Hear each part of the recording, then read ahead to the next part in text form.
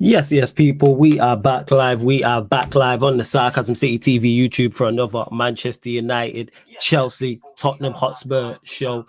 Big up to everyone who is locked in as always. I've got it on the other laptop. That's why you can hear it in the background. But yeah, large up everyone who's locked in. Big up everyone who's supporting as always. Jez is in the building. Surfer will be here shortly as well. I'm literally just trying to sort out these headphones. But yeah, like I said, love to everyone who is locked in. Let's make sure you hit that like button on the video. Let's bump up them likes as soon as you land. Hit that like button on the video. Please share this across all of the socials. And on top of those two things, make sure you subscribe to the channel Sarcasm City TV as well. Make sure you do that. And like I stated, this is the Manchester United, Chelsea, Tottenham Hotspur show. So please keep all your comments, all your questions, Manchester United, Chelsea, or Tottenham Hotspur related. I'm sure the vast majority of the questions will be about Manchester United losing the FA Cup final to Manchester City. Ugarte to Chelsea seems close, and Fabrizio Romano tweeted about it. And Tottenham Hotspur still without a manager, but I did see links today in regards to Luis Enrique. So like I stated, Jez will be here to answer those questions. Surfer will be here shortly as well. But there's over 25 of you lot in the building early doors. Let's get up to 20 likes, people. Let's do that. Let's get up to 20 likes and let's hit that subscribe button as well. We're at 6,602. We're looking for 3 more subscribers. Get us to 6,605. To Warrior J, I will get to this, says big up flawless. Might as well start off with the FA Cup defeat. What was your view on it? I'm obviously I'm unhappy and annoyed about the defeat. But my biggest issue is the manner in which the manner of the defeat. And when I say the manner of the defeat, I'm talking about the goals we gave up. They were ridiculous. Like Manchester City have plenty of quality. We know this. They had Haaland, you got Grealish, you got Bernardo Silva, you got Gundogan, you got De Bruyne. You have quality players in attacking areas. If they would have carved us open with a team move or it was an individual piece of magic from one of those players I just mentioned, I hold my hands up. I'd be annoyed and go, cool. Look at the goals we give away.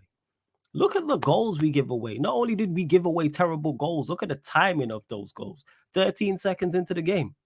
In the second half, I believe it was the 50th minute when Gundogan scored. And we'll get onto the actual goals itself, but I believe it was the 50th minute. So you've given away a goal at the start of the first half, 13 seconds in, and the second half, and the start of the second half, 5 minutes in or 4 minutes in. Tells you all you need to know about these players and why I'm so critical of these players and why I've had many back and forths on this very channel with people in the comment section in regards to players in this team. And not the new, I'm not talking your Casemiros, I'm not talking your Varans, I'm talking the rest of the players that have been here longer. The players who have been here 3, 4, 5, 6, 7 years. Those players. And it was just so, yeah, on the goal itself, the first one, Lindelof got to do better with that second header. He's got to come and clean everything, 110%. And that's my biggest issue with Lindelof. If that's Martinez, he probably lets it roll. He probably lets it roll across, you know what I'm saying, his body, and then he'll shepherd it and then deal with it that way. But that's not good enough. And then why Gundogan is in that much space and we got 3 midfielders on the pitch? What are Casemiro, Fred, and Eriksen, all 3 of them doing? Why is Gundogan in that much space? Don't get a mistaken. Big up Jez in the cut as well. Yeah, time to shine. I don't know, have no problem with Lindelof letting the ball bounce, but if you let the ball bounce, try and shield it and then take the foul. And then the second goal was even worse. And I've spoken in depth about this goalkeeper before, but it doesn't take our goalkeeper to make a mistake in the FA Cup final, which cost us the FA Cup final, by the way, to say he's not good enough. I've been talking about De Gea for the longest.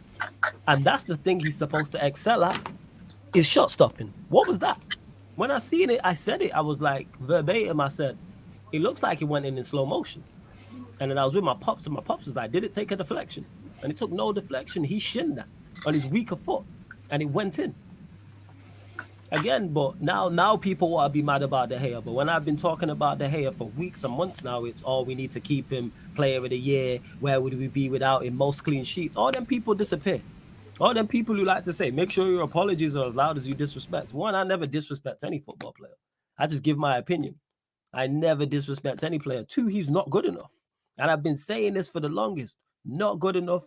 Nowhere near the standard required anymore. He once was. This is why he's had success here. He's won every trophy at Manchester United, apart from the Champions League. Great servant. Cool. It's time to move on. The game has now moved on. And that's more so the second goal in terms of the team. Like I said, De Gea is De Gea. We all know his deficiencies, not good enough. Wan-Bissaka was okay, played to his level, but not good enough for going forward. I thought actually Varane and Lindelof, despite the first goal, actually handled Haaland well. We actually did all right, you know what I'm saying, against Haaland. Like, there was a time Varane was resting with him. I was like, that's impressive. We actually kept him fairly quiet. Shaw over the other side, it's not like Bernardo Silva had plenty of joy down the right-hand side. So I can't really criticize the back four, even though 3 of the back 4 are not good enough. They're not good enough for the level required. Midfield, we all know Casemiro's quality, but it's kind of like he's out there by himself at times. That being said, I give Fred credit because I thought Fred was probably our best player today. You know what I'm saying? Just being Fred, just being a nuisance, being a tryhard.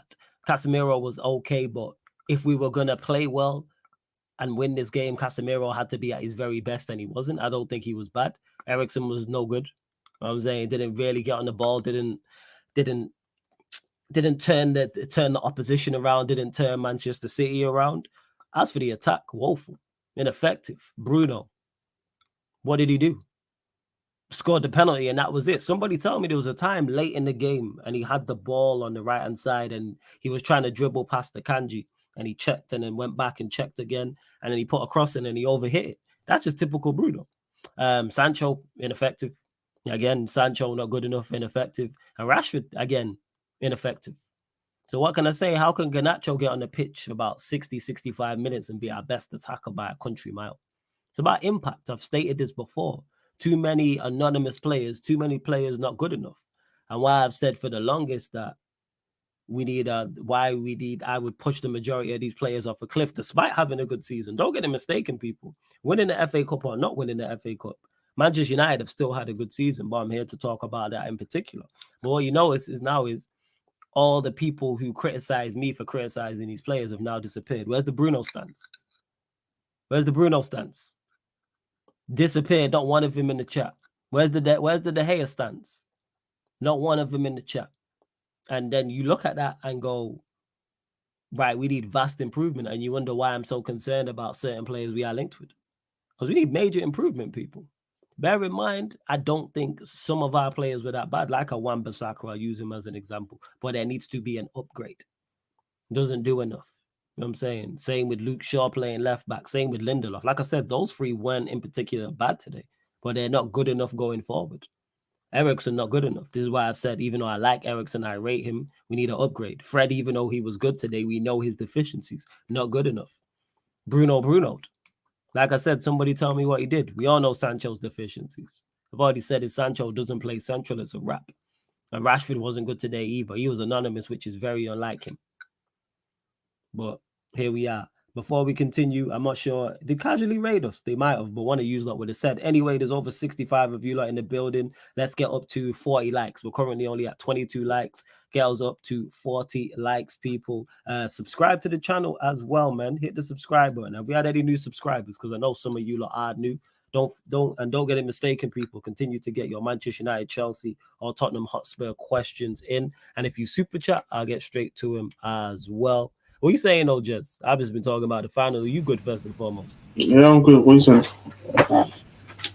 Yeah, I've been good, though. Yeah, man, bless. You know what I'm saying? Love that. So Smiley says, I truly see man saying Ten Hag out, man expect him to fix 10 years of bad decisions in one season. That's ridiculous. You can criticize the manager all you want, but to say Ten Hag out is ridiculous. Like, I wouldn't go. Like, he'd have to do a lot for me to be like, all right, Ten Hag out. Adam says, on a kind of positive note, hope this makes Ten Hag know that De Gea can't be #1 next season and Eriksen cannot be a star, especially in big games. I don't know why you've singled out Eriksen when Bruno was awful. This is why I don't understand. Bruno shouldn't start in big games. I don't get why you singled out Eriksen and it's insert player name here. Like, take Casemiro out of it, take Varane out of it. None of these men should start in big games. Rashford as well, I throw in the mix. None of these men, including the goalkeeper. So it's 9, but you singled out Eriksen. But in regards to the former part of your statement, yes, I hope that De Gea isn't here next season. Big up Kaneki as well. Yeah, Kaneki, man. Like, too many people just disappeared. But again, I'm not even surprised. Big up to Warrior J. Big up Time to Shine as well. Yeah, Gundogan's good first goal was a banger. Cabison says we got 0 quality. Yeah, we know this. I'm saying this ain't nothing new. We know this. Cabison, yeah, man, I'm glad you watched it with your pops too, man. Yeah, if Ericsson was supposed to do that, that's on him. That's terrible. Hey, big up. That's Ahmed as well. Everyone go subscribe to his channel. Go subscribe to Ahmed's channel right now, The Bridge, where he does upload. So make sure. Dennis says, big up Flawless. You never duck the smoke. You guys need a 5 stars minimum this summer. I even joking, G, your squad is shit. Actually, a miracle 10. I got your squad to 2 finals and top 4. Hey, you said it, Dennis. I never duck the smoke. Like I said, whether Manchester United won the final today or lost the final, I'm still going to do this show. Like I never duck no smoke. And secondly, I've been screaming about this beforehand, about how much quality we need. And it's just, yeah. Yeah. Let's see what you lot are saying. Hey, Nero, they'll say I'm hating, but I'm glad you know it. He says, I looked at the game today and Mount wouldn't have helped us win. Hey, you said it. Big up guys, need lessons on how to pronounce. Is it Postecoglou? Is that how you say it? Yeah, that's how you say it. Yeah, there we go. I got it right. There we go. Ed, big up as well. Let's see what you lot are saying. Every time, large up my guy Rhino. Make sure you go subscribe to his channel. You'll see Rhino on here during the week as well on one of the Man United shows solely. I'm sure he'll have plenty to say as well. He says, big up as always. Ten Hag needs to be backed. We need players and a proper ownership and a proper backing. Facts. Ten Hag has to be backed. We need a proper ownership and we need players. We need a clear route and we need an improvement. Yes, 110%. We need a clear route without doubt. We do. Without doubt. Let's see. Jason says, what happened to Sancho, man? Are you talking about today, Jason, or are you talking in general? The game's just very similar to De Gea in terms of the game's just evolved. Like, I think Sancho can be successful elsewhere, but just in the Premier League, no. I think he has to play central. If he don't play central, and when I say that, it's either a 10 or a false 9, it's going to be ineffective. It's going to be ineffective. Because Bruno is playing right wing, which ain't his position and never works. Not that I think he would have done much in the turn. Nah, it's worked before though. Away at Barcelona, it worked. Away at Barcelona, it worked. I think he did away at home to Manchester City. That position, it worked. I believe he started there in the home leg against Barcelona. So it's worked before. This is why we're not giving Bruno a bye. Because if he has a quality game and he's 10 out of 10, people will be like, oh, Bruno played cold. Are you going to apologize? Blah, blah, blah, and all this nonsense. So I'm not giving him that excuse. I've seen him play well there before. He was shocking today. Not the only one. Don't get mistaken. Not the only one. I've criticized everyone at the top of the show. But not good enough. Not good enough. Warrior J says, Jez, I have a question. Which manager do you want to see come to Spurs? If I could, I'll put Nuggets for Inter, but he's not going to comment. Out of the realistic targets, again, I still can't pronounce the last name. This Angus I just can't do it. What Costa? Is it what Pasta? Literally how you just said it before.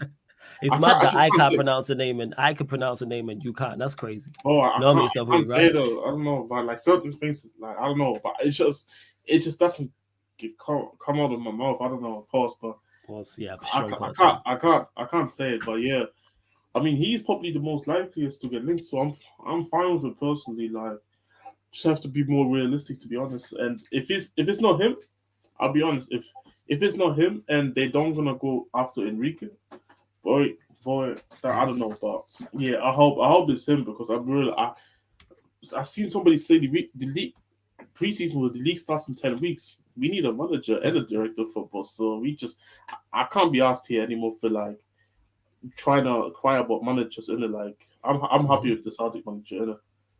Yeah, and to Adam who says, I said Ericsson because I thought he was our worst player and gets bitched by every midfield he plays against, whether it's Bournemouth or City. Didn't say Bruno was good today. Again, over the top, because Ericsson's had good games against quality opposition.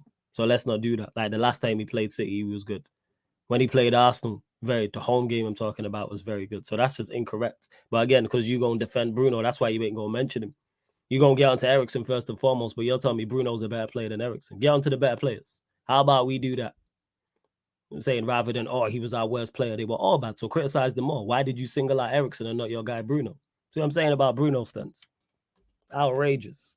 You know what I'm saying? This player FC and all this nonsense.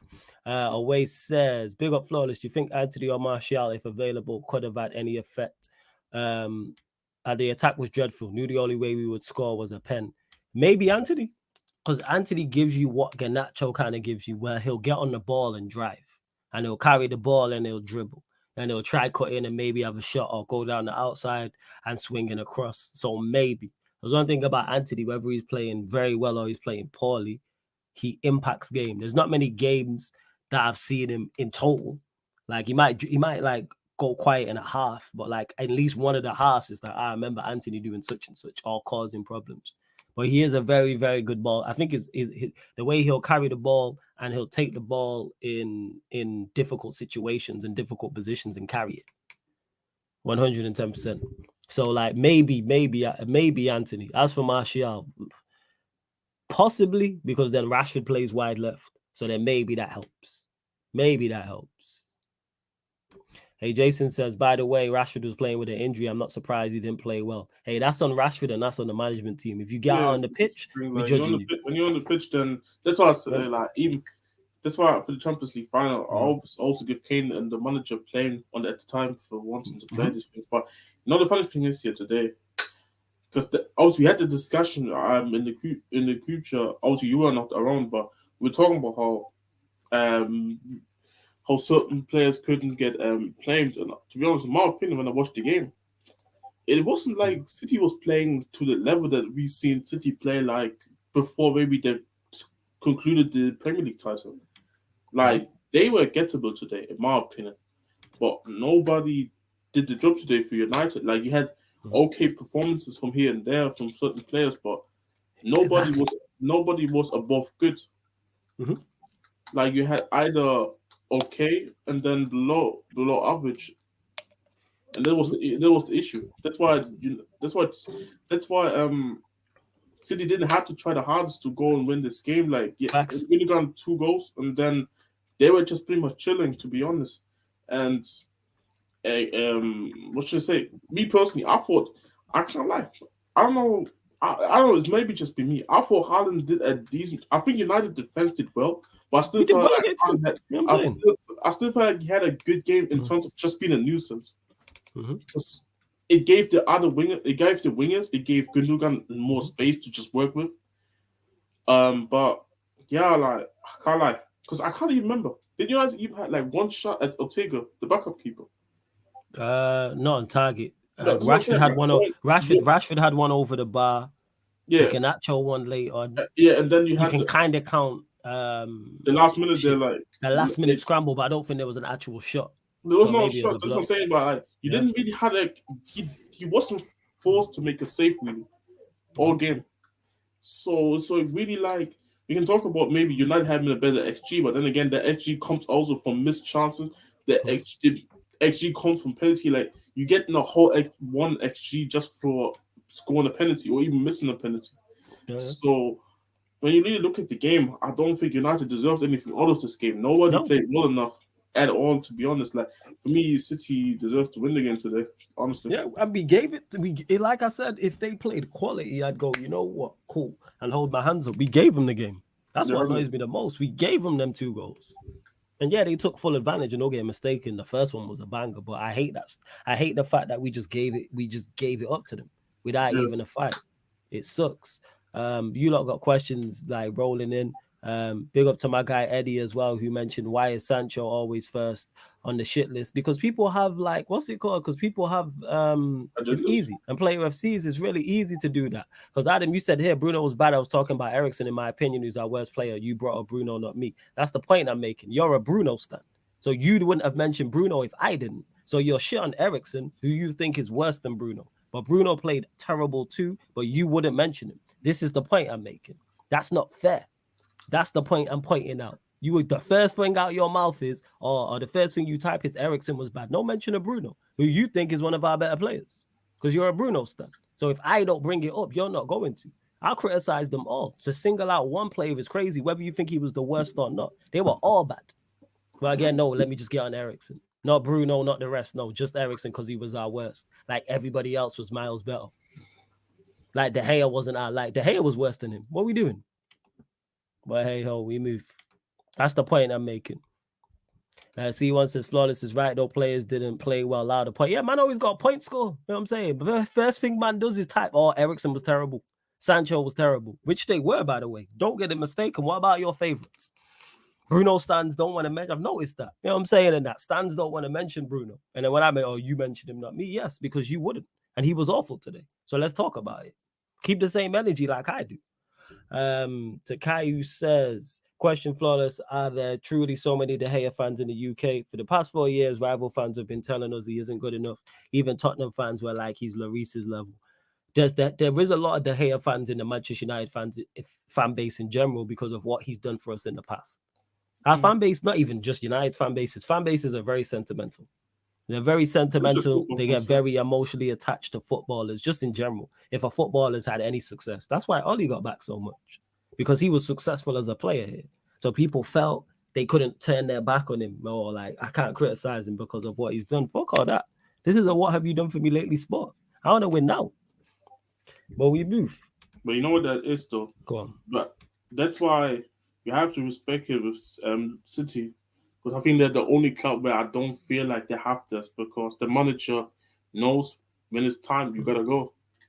Company left.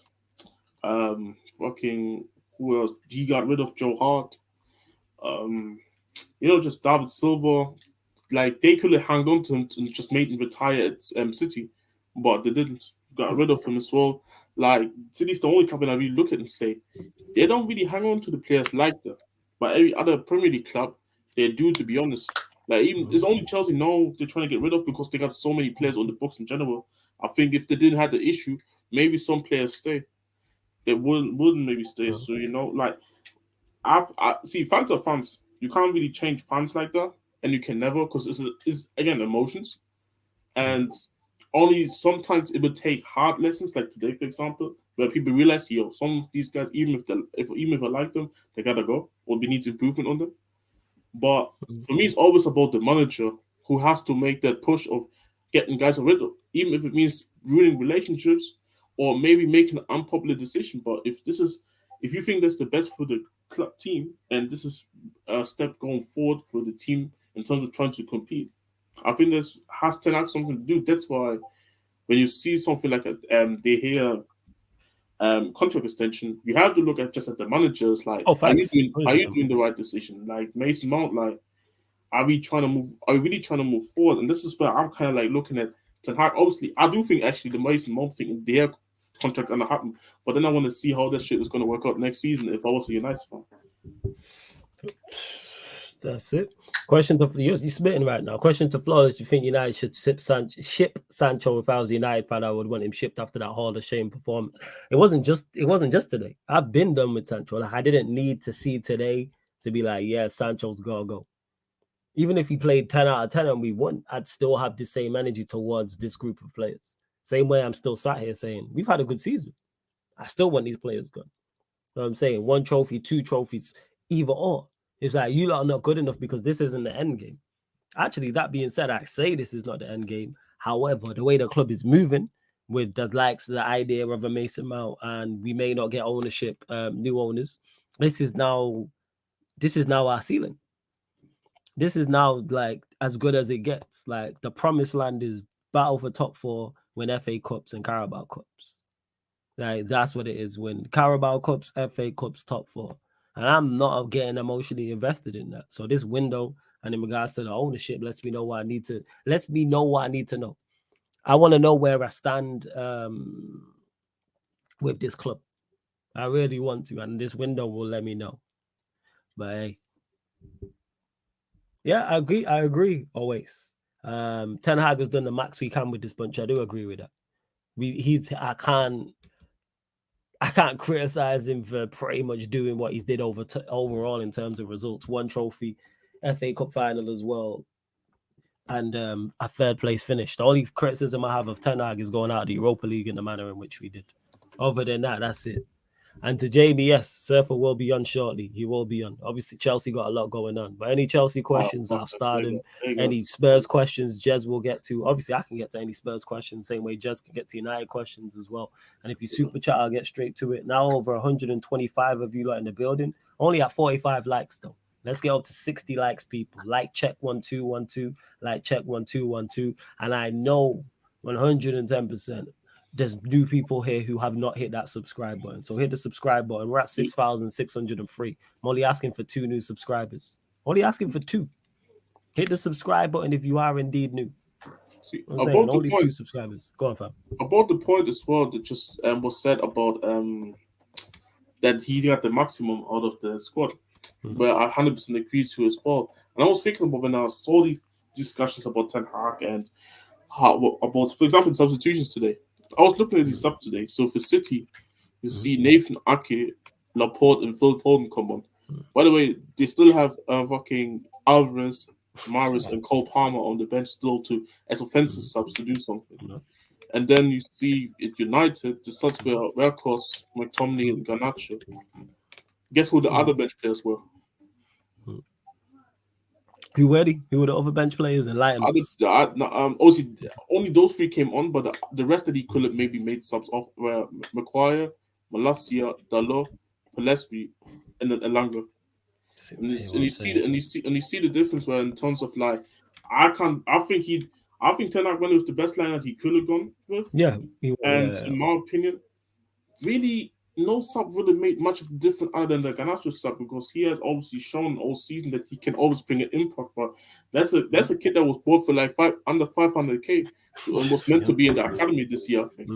And now he's supposed to come in and be making the impact. Like, imagine if he wasn't part of the squad this year. I think United don't make top for fixing. Yeah. It's the funny part. I hear you, fam. I fully hear that. That just shows where United are at the moment in time as a squad. Like, it's hard, and to be honest, if the window is not going to be good, United could be falling back, because now people kind of finding out what Ten Hag is about the first season. Second season is like, okay, you know what you're about. Be kind of adjusting to your tactics. Can you adapt now with how other teams set up against you, for example? Because you saw it second half of the season. I always kept saying United win the games, but United don't play well in those games. Like, there was a period when United was winning games, but they were playing well. Like, okay, fuck, they look actually good. But then I was like, yo, United look shit on the pitch, but they still win games. Though. Are you right? Next season, United can't really get away with that. I think maybe sometimes because of the quality again, but it's not gonna go like this season again, unless the quality comes in. But this is where I'm kind of asking, why is the first signing Mason Mount? Like, usually first signing should always be a statement. Like, Chelsea go and get Ugarte. Liverpool looking for getting Kevin Thuram. You know, like McAllister already. And United going for Mason Mount, who is not a good footballer. I mean, he's a good footballer. Sorry. He's a good footballer, but not levels where, like, I look at and say, can you even start for any of like the top 12 teams right now? You can probably debate, maybe not, but you know. Yeah, let me get to some more of these. I see the questions flying in. Like I said, I will start the Spurs and Chelsea ones for later, because I know Manchester United are going to be the main topic. That's fine. Flawless, you're doing a call-in show, because I need to get this off my chest, because the chat won't allow me to say what I want to say. Yeah, that being said, I'm glad you mentioned this, Kaneki. So over the June, July months, people, fan call-in shows, Tuesday nights, Thursday nights, 8:30 p.m. UK time. Let me repeat that, people. Tuesday nights, Thursday nights, 8:30 p.m. UK times are the fan call-in shows, exclusive on the Sarcasm City TV Twitch. So everyone now knows where the fan calling shows will be twice a week over the months of June and the month of June and the month of July over the summer months. So you're going to get 2 a week fan calling shows. Let me repeat that. Tuesday nights, Thursday nights, 8:30 p.m. UK time, fan calling shows on the Sarcasm City TV Twitch. Josu says, Flawless, you're not going to like me saying this, but Mount's off the ball traits would have helped in that Ericsson position today. Here's the thing, Josu. Off the ball, what we lacked wasn't just off the ball traits, it was off the ball and on the ball. Because when we got on the ball, we did very little. The reason why people have separated it is because a player might be good at one but not good at the other. Bring me both. How come Manchester City can find players who are both good on the ball and off the ball? Bernardo Silva is excellent on the ball and is excellent off the ball. Kevin De Bruyne is excellent on the ball and excellent off the ball. As is Mahrez, as is Rodri, and the list goes on. So go and get me both, or this one or the other. Like I seen someone say, "Oh yeah, 95% of the time, you play off the ball." Go find me a team where on the ball traits don't matter, but we want to change the goalposts for average players. I'm not with it at all. I'm really not with it. I'm not. Yes, sir. What are you telling me, family? You good? Yeah, apologies late. Casually No was on, apologies. so No need to it's all good. apologize, man. Yeah, You are man, busy, I man. know there was definitely a lot going on over there. Yeah, fam. man. Yeah, It's Ugarte. yeah, it's That's been why I a was lot. like, I told the people, I was like, Surfer will be here. He's on casually. It's cool. Yeah. Don't worry about it, man. Operation Harvard. Yeah. I can't like that's Fucking a mad. silly name, man. I don't get that. Does the panel have faith next season if we don't sell the club to Dubai? Pep after the game thanked Tiki for getting better players every year. Who do you see Ten Hag thanking next season? Like I said, if we don't get new ownership, I know where I stand. That's why I'm so glad we're at this crossroads with the season, because we now have a manager who I'm like, you're of a certain level. How high Ten Hag can take us, I don't know. But I've seen enough in this one season where I go, you are a serious operator. So if he's not backed fully, I know the club ain't serious. And then once I know the club ain't serious, I can stop being emotionally invested. I can chill out. I don't have to go on any of these live streams and go against people trying to banter my team. I don't have to be emotionally invested on watch-alongs no more. You'll see Surfer and Jazz on the watch-alongs if we don't get new owners. I'm just opening it up to the man them. Legit, pause. You know what I'm saying? And I'm just opening up I'm opening the watch-alongs, you know what I'm saying, to the gang. Yeah, man, 100%. That's what we do. We're going back to how it was under Ollie, where you just seen everybody and anybody on them. You know what I'm saying? And that'd be me, Tazo, and Eddie, and then the rest. Flores might not even be there. He might just give us the logins. Yeah, I might not even show up.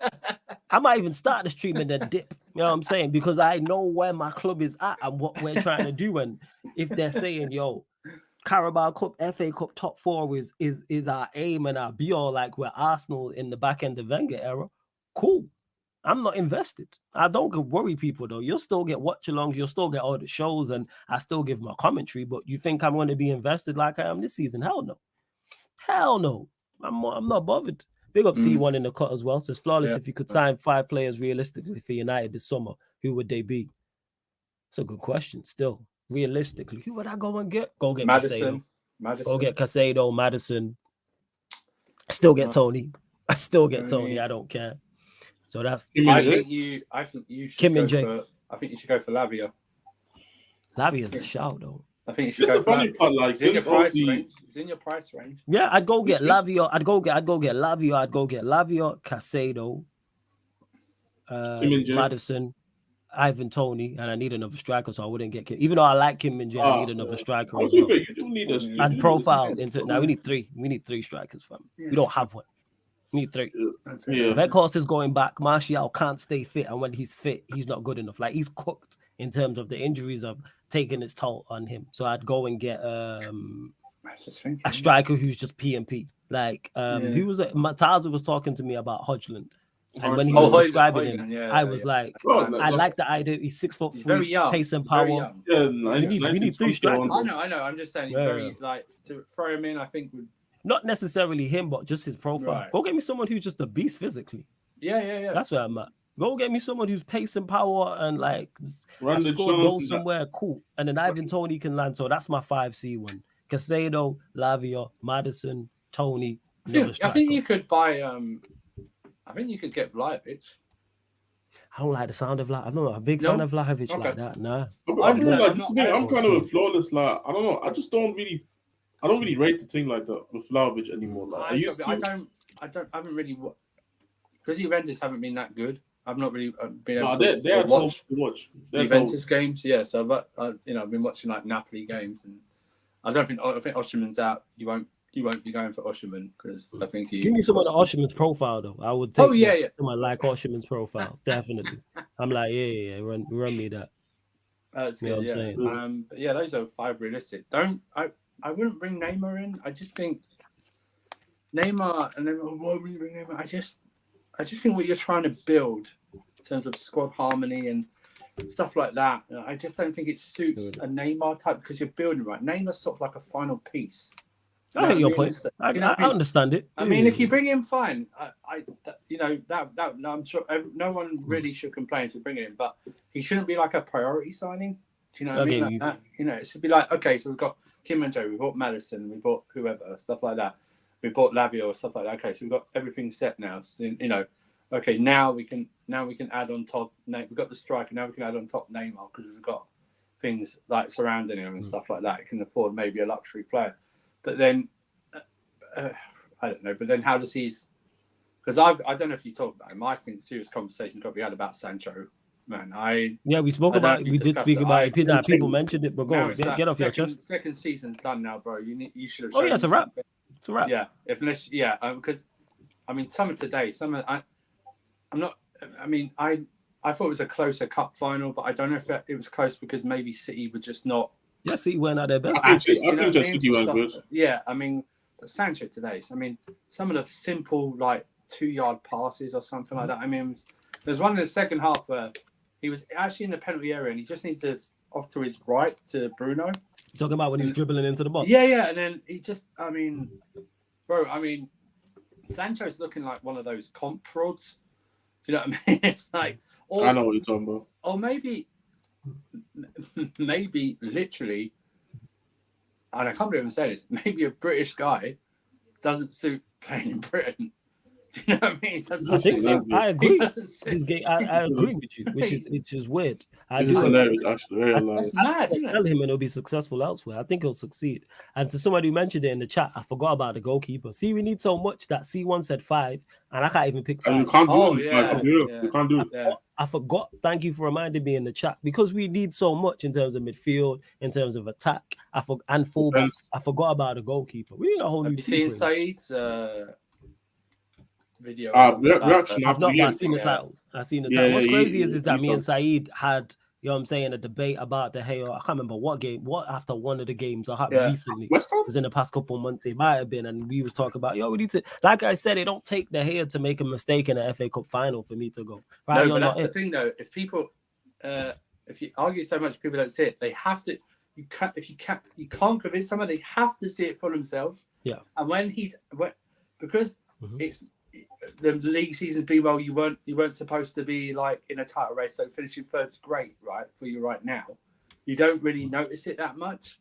You know what I mean? Because it's not really cost you the top 4 and everything. Yeah. But once you have a chance of silverware, once you have a chance of silverware, you see it more clearly, right? And stuff like that. That's when it goes, oh my god, like that. And you know what it is, we talked about earlier as well. We talked about how it's literally every fan base like that. Where it's just that one moment where okay, no, fuck it. Fuck this guy. It takes it. I think I've seen it with Havertz before at your club. I've seen it with Lloris at my club, where people, because I've been on this Lloris hate for quite some time, to be honest. People, but he's obviously been a long servant, and I don't disrespect him, but sometimes you just gotta realize some of you guys that you like aren't just not that good, man. Or just not the levels anymore required. Cracks. And to change it to big up Taza as well in the cut. Taza Q&A, you know what I'm saying? Because I need to run through this and actually get to Chelsea and Spurs. But I'll shout you. What was I going to say then? Yeah, to answer your question, remove Lavio off that list C1 and get a new goalkeeper. So it's goalkeeper, Caicedo, Madison, Tony, another striker. I'm thinking first team. Well, that's nowhere near enough. The fact that I just named 5 players I actually rate, and obviously the 5th one being just a striker of a certain profile, we still need more. That's how far short we are. Let's see. Well, I think all the clubs need goalkeepers, don't they? Well, it's actually there. And Matthew, big up to Matthew. He says, "What do you think about Timber being at the cup final? Do you think there's anything in it?" I didn't know he was at the final. He could have just pulled up. He could have just pulled up to the game. Hey, if he was pulling up to the game with your boots and shin pads, mate, what are you doing? What the fuck are you doing in the stand? You know what I'm saying? Get on the pitch, man. Him and his brother was also. I don't even know. Does his brother play ball? Get him on. I see Beckham cheering in the stands. I'm like, Beckham, what are you doing? Get on the pitch. You know what I'm saying? Keane's in the studio. What are you doing? You know what I'm saying? You're commentating on this shit. Get on the pitch with Schmeichel there. Get your gloves on. You know what I'm saying? Hey, we haven't much of a This is what it's like. What's going on? Yeah, facts. So there could be something to that. I do like that idea. I'm at the point now where I'm just like, all right, just bring me new players. That I don't care if they're unknown, just bring me new players.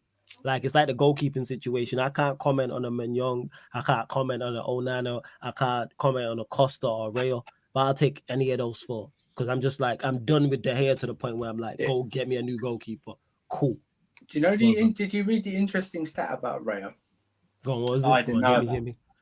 He's conceded more long shots than Kepa. Gee, really? Yeah. Oh, he gets pumped. He gets pumped enough. He gets pumped. Like he can shot stop, but like, bro, long shots. I don't know what it is. These Spanish keepers these days, Spanish goalies don't like long shots, man. These Spanish keeper cannot save a long shot for life. That's what I don't know what's going on with them. 2 reasons I don't want Raya. That stat alone, and also I'm not paying 40 million for a Brentford goalkeeper. No offense to Brentford, but I'm not paying 30 million for him. With a year left as well, bro. You know exactly, bro. It's like there's no point. And sorry, get to your question here. No, it's cool. So Josu says Flores. My point is Eriksen didn't offer anything off the ball and on the ball. Agreed. Mount would have at least offered certain off the ball. I agree that overall we need better, but I'm talking about this game. Okay, so he would have offered more, but it would have made no difference. So it doesn't matter. On the ball, yeah. So it makes no difference. It makes no difference. So we're saying run a bit more. Yeah, we're saying both of them don't improve us or help in this game. So again, I'm not fighting a losing battle. Neither of them are good enough is the point I'm making. Eriksen isn't good enough. Mount's not good enough. So we're in agreement with that. I've said this for the longest. Go get me an upgrade on Eriksen. Like him as a squad player, that's it. So you're making my point here. Not going to argue about who's going to do slightly better. Who improves us majorly? That's very That's true. what I'm on. That's what I'm on. Go on, fam. I just think, I don't know. I think with Eriksen, I think he, given the state of your squad, which I know about, which is probably about 15 players deep, if I'm being kind, in terms of quality and stuff like that. No, seriously. Yeah, that's being very kind, Joe. Look at your bench today. Your bench today was atrocious. It was one of the worst benches. You know what's crazy? We talked about it. Crazy is it's only 2 players missing in Martinez and Anthony. I know, right? We talked about earlier what's it called? I was listing the substitutes for United and the substitute for City, and City still had Mahrez and Alvarez and Cole Palmer off the bench. That's what I'm saying.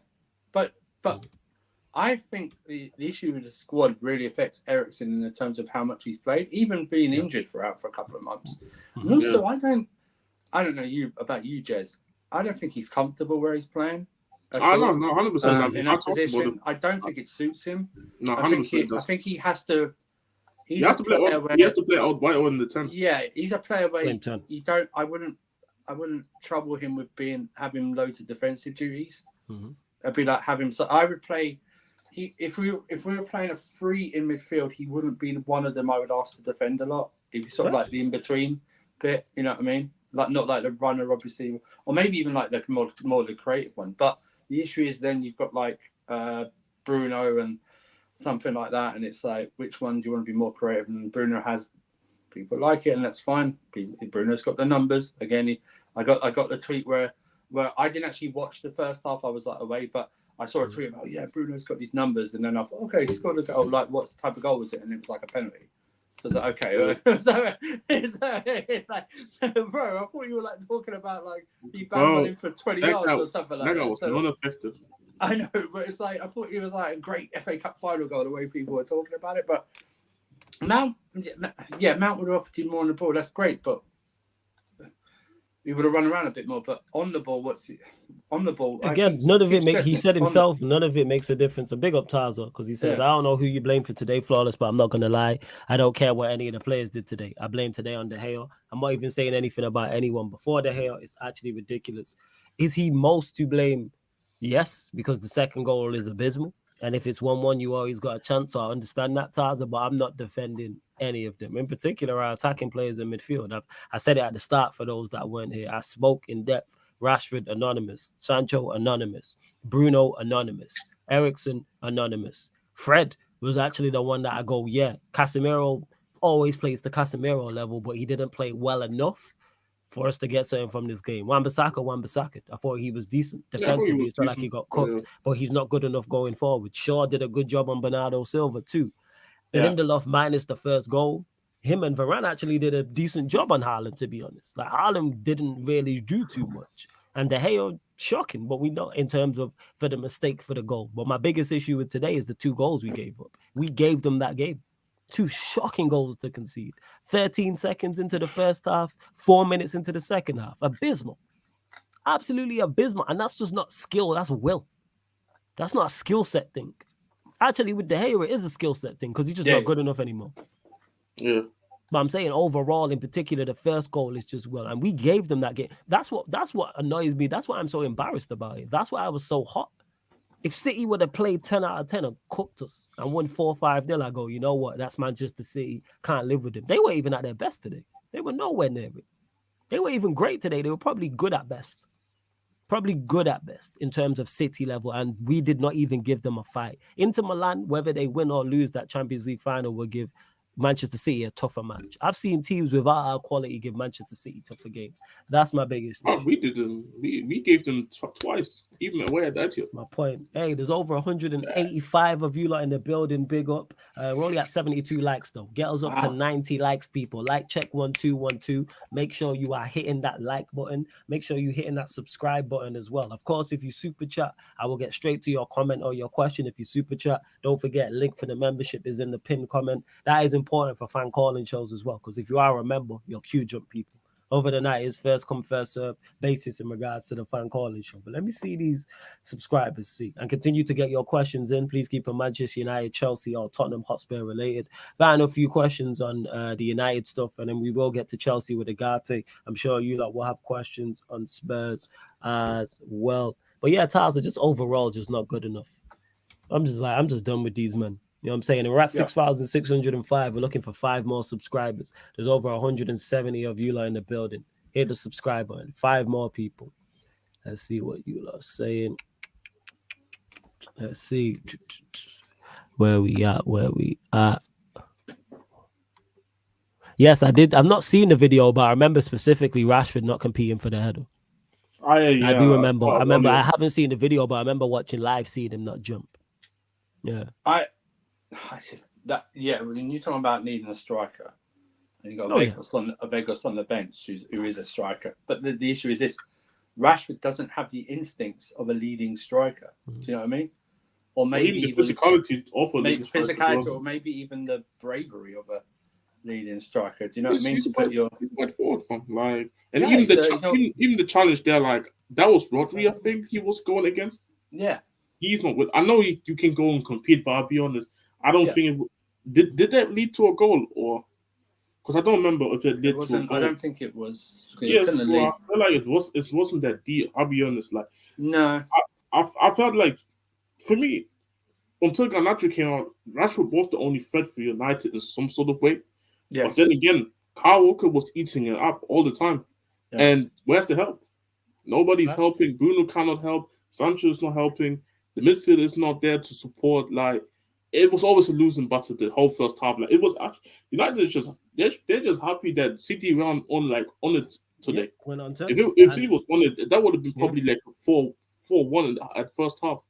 And Taza, this is right, because this is a very, very great point, and one that I wish I had brought up. He said before the game, we said to beat City, they need to have an off day, and we need to be at least good/great. They had the off day, and we couldn't pull our weight. That's what hurts the most. That is the fact. We said this. I actually said this verbatim. For Manchester United to win this game, City need to have an off day, and they had an off day, and they still won comfortably. That's what you're right. Go on, sir. Also, I think I've got to be honest with you. Some of the City players look like they were thinking about next week. That's understandable. That's understandable because it's a big. No offense. I like the FA. I think I'm not this. I want to win every trophy we're in, no matter if I don't like the competition or not. I want to win every trophy I'm in. That would even be if we were in the Conference League next season. I'd still want to win it because it's trophies, right? Yeah. But I think literally the first they were looking at next week. You could tell they weren't potentially. You could tell they were just about giving enough not to overextend themselves. No, you could tell, right? Like even like Roger and stuff like that. Look what he said. Bernardo Silva wasn't great today. Kevin De Bruyne. I mean, he got an assist and stuff like that, but he wasn't like Kevin De Bruyne. It's like Haaland barely did anything today, right? I mean, that's probably one of his poorest games today, Haaland, or less involved games. What you're having like that. Jack Grealish. Can I just say, Jack Grealish is such a diver, man. You know, he is such a. And you can tell now the way he does his body now, when he swivels to whatever side, but then leaves the leg out. You can tell the movement now when he dives. By the way, that wasn't a yellow card for Wan-Bissaka, if I'm being honest with you, in the first half. Yeah. That was never. No, it wasn't. But even he had enough game. Gundogan, I mean, He just came up clutch, man. Yeah, again, I mean, I don't know where they'd be really. Well, saying that, they probably still win. But, like, we weren't like, they didn't, say what you want about De Gea. I don't remember in the second half they'd really pepper in your goal.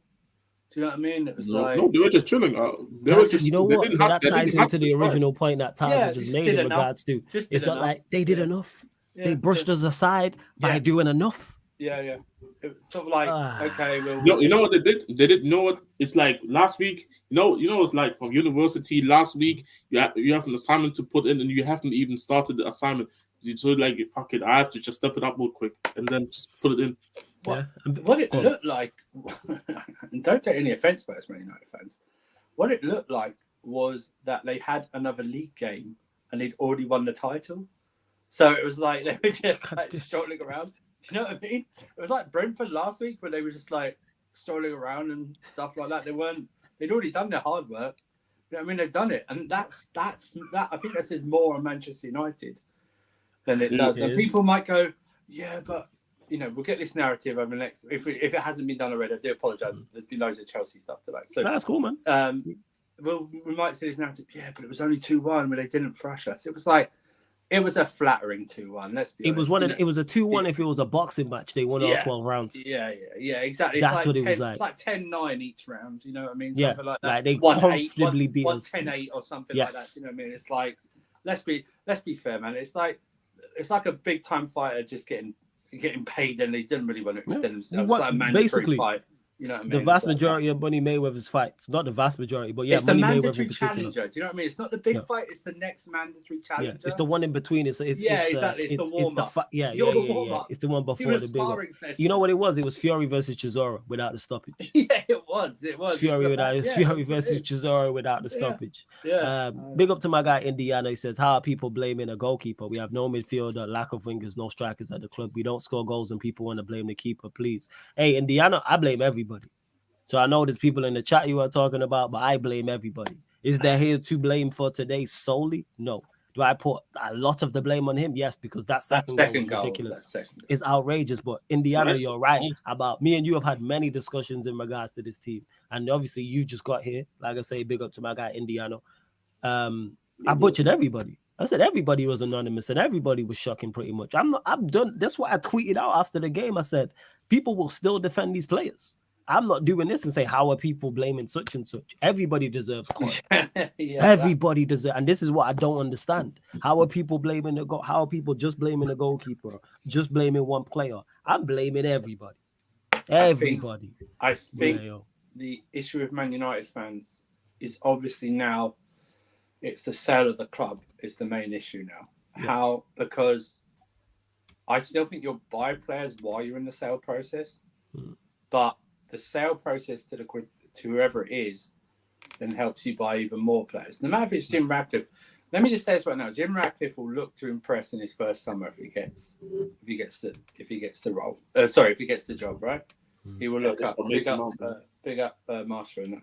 Yeah, big up Casually FC, big up Marshall every single time. Go subscribe to the channel, people. Make sure you do. Yeah, please. We're 1838, so we're near to 2K. So hey, there's over 200 of you lot. You can literally click on Casually FC and you don't have to support Chelsea. Just some of the guys are on this channel. Hey, I'm there in the comments listening. It's good shout, man. Yeah, exactly. Even if they do well. It's not a shouting channel. Do you know what I mean? Well, we shout, but not like at the same time. You know what I mean? That's space. But that's the thing. So it's a sale process. It's who you buy, and then how do you back the manager? That's the next big thing. Because if you make a mount purchase before the sale starts and there's nothing else, like in terms of that, I think you're gonna be behind everyone else in terms of You're behind everyone else. And can I also say the players you've got to get rid, or who you want to get rid of. I was thinking about this. I was like struggling, who we're going to sell our players to. I'm looking at your squad, right, and I think you have to even take more of a loss than we do on some of our players. Oh, absolutely. On some of your squad, because I said it before. I think your squad goes 15, 16 deep at max, right, in terms of quality. Yeah, that's been or a good squad. That's at the very squad max.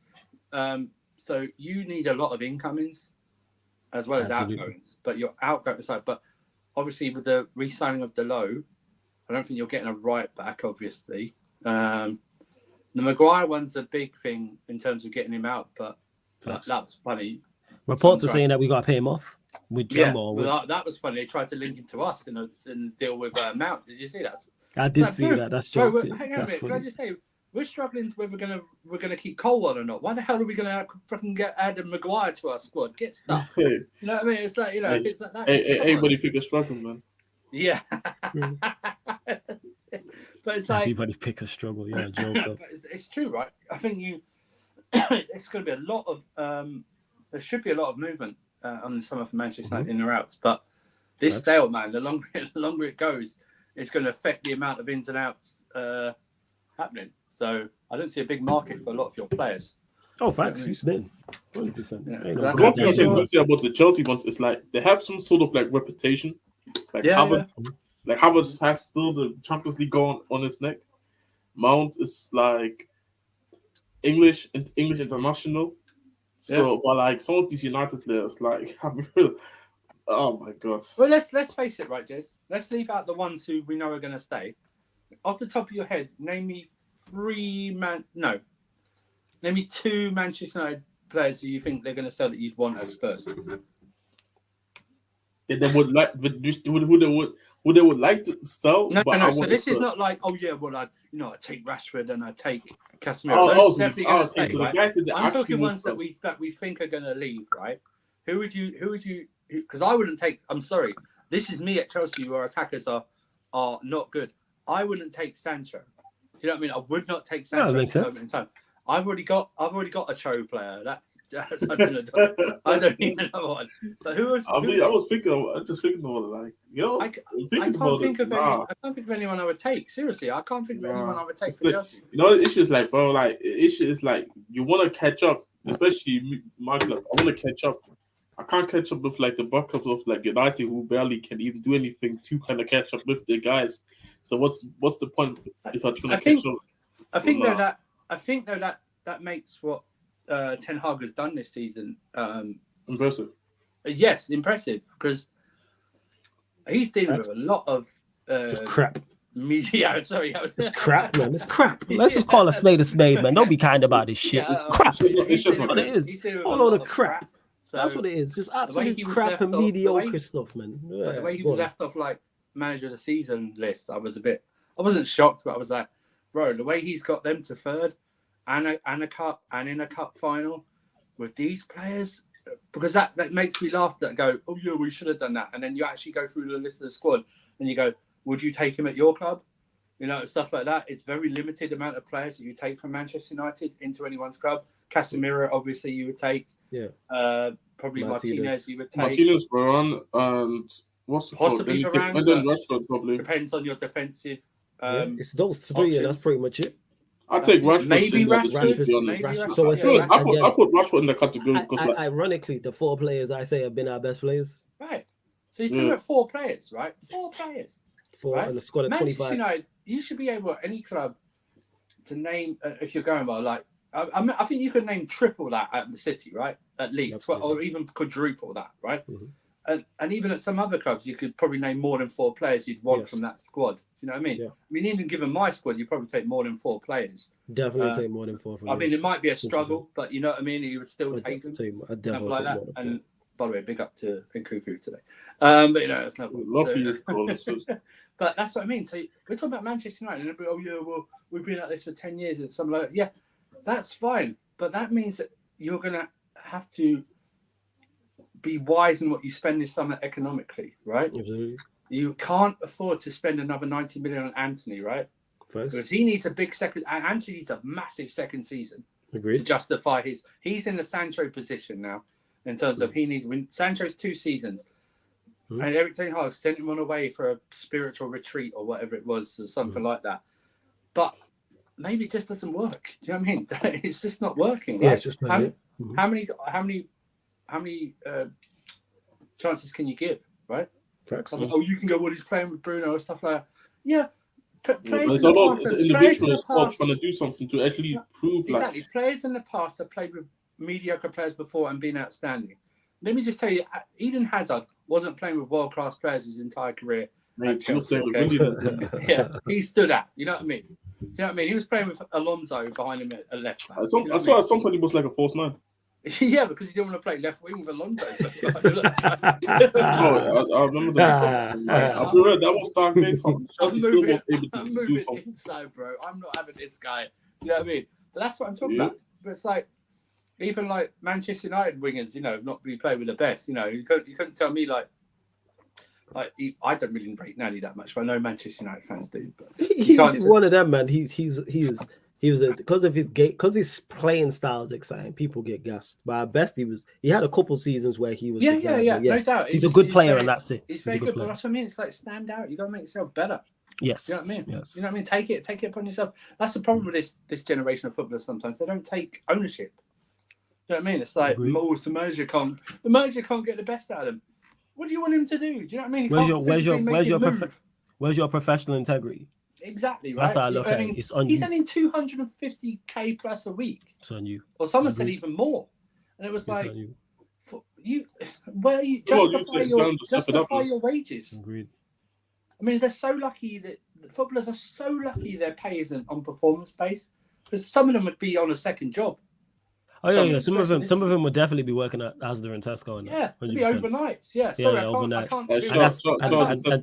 Shout out to Asda and Tesco. And before anyone thinks that's disrespectful, it's not. I used to work at Tesco, so it's no disrespect. What I'm saying is that I can't do the interview. I've got to start my shift in. I've got to start my shift in 15 minutes. Can someone get me there? The cup. I've got to start my job in 15 minutes. Stuff like that. You're right, though.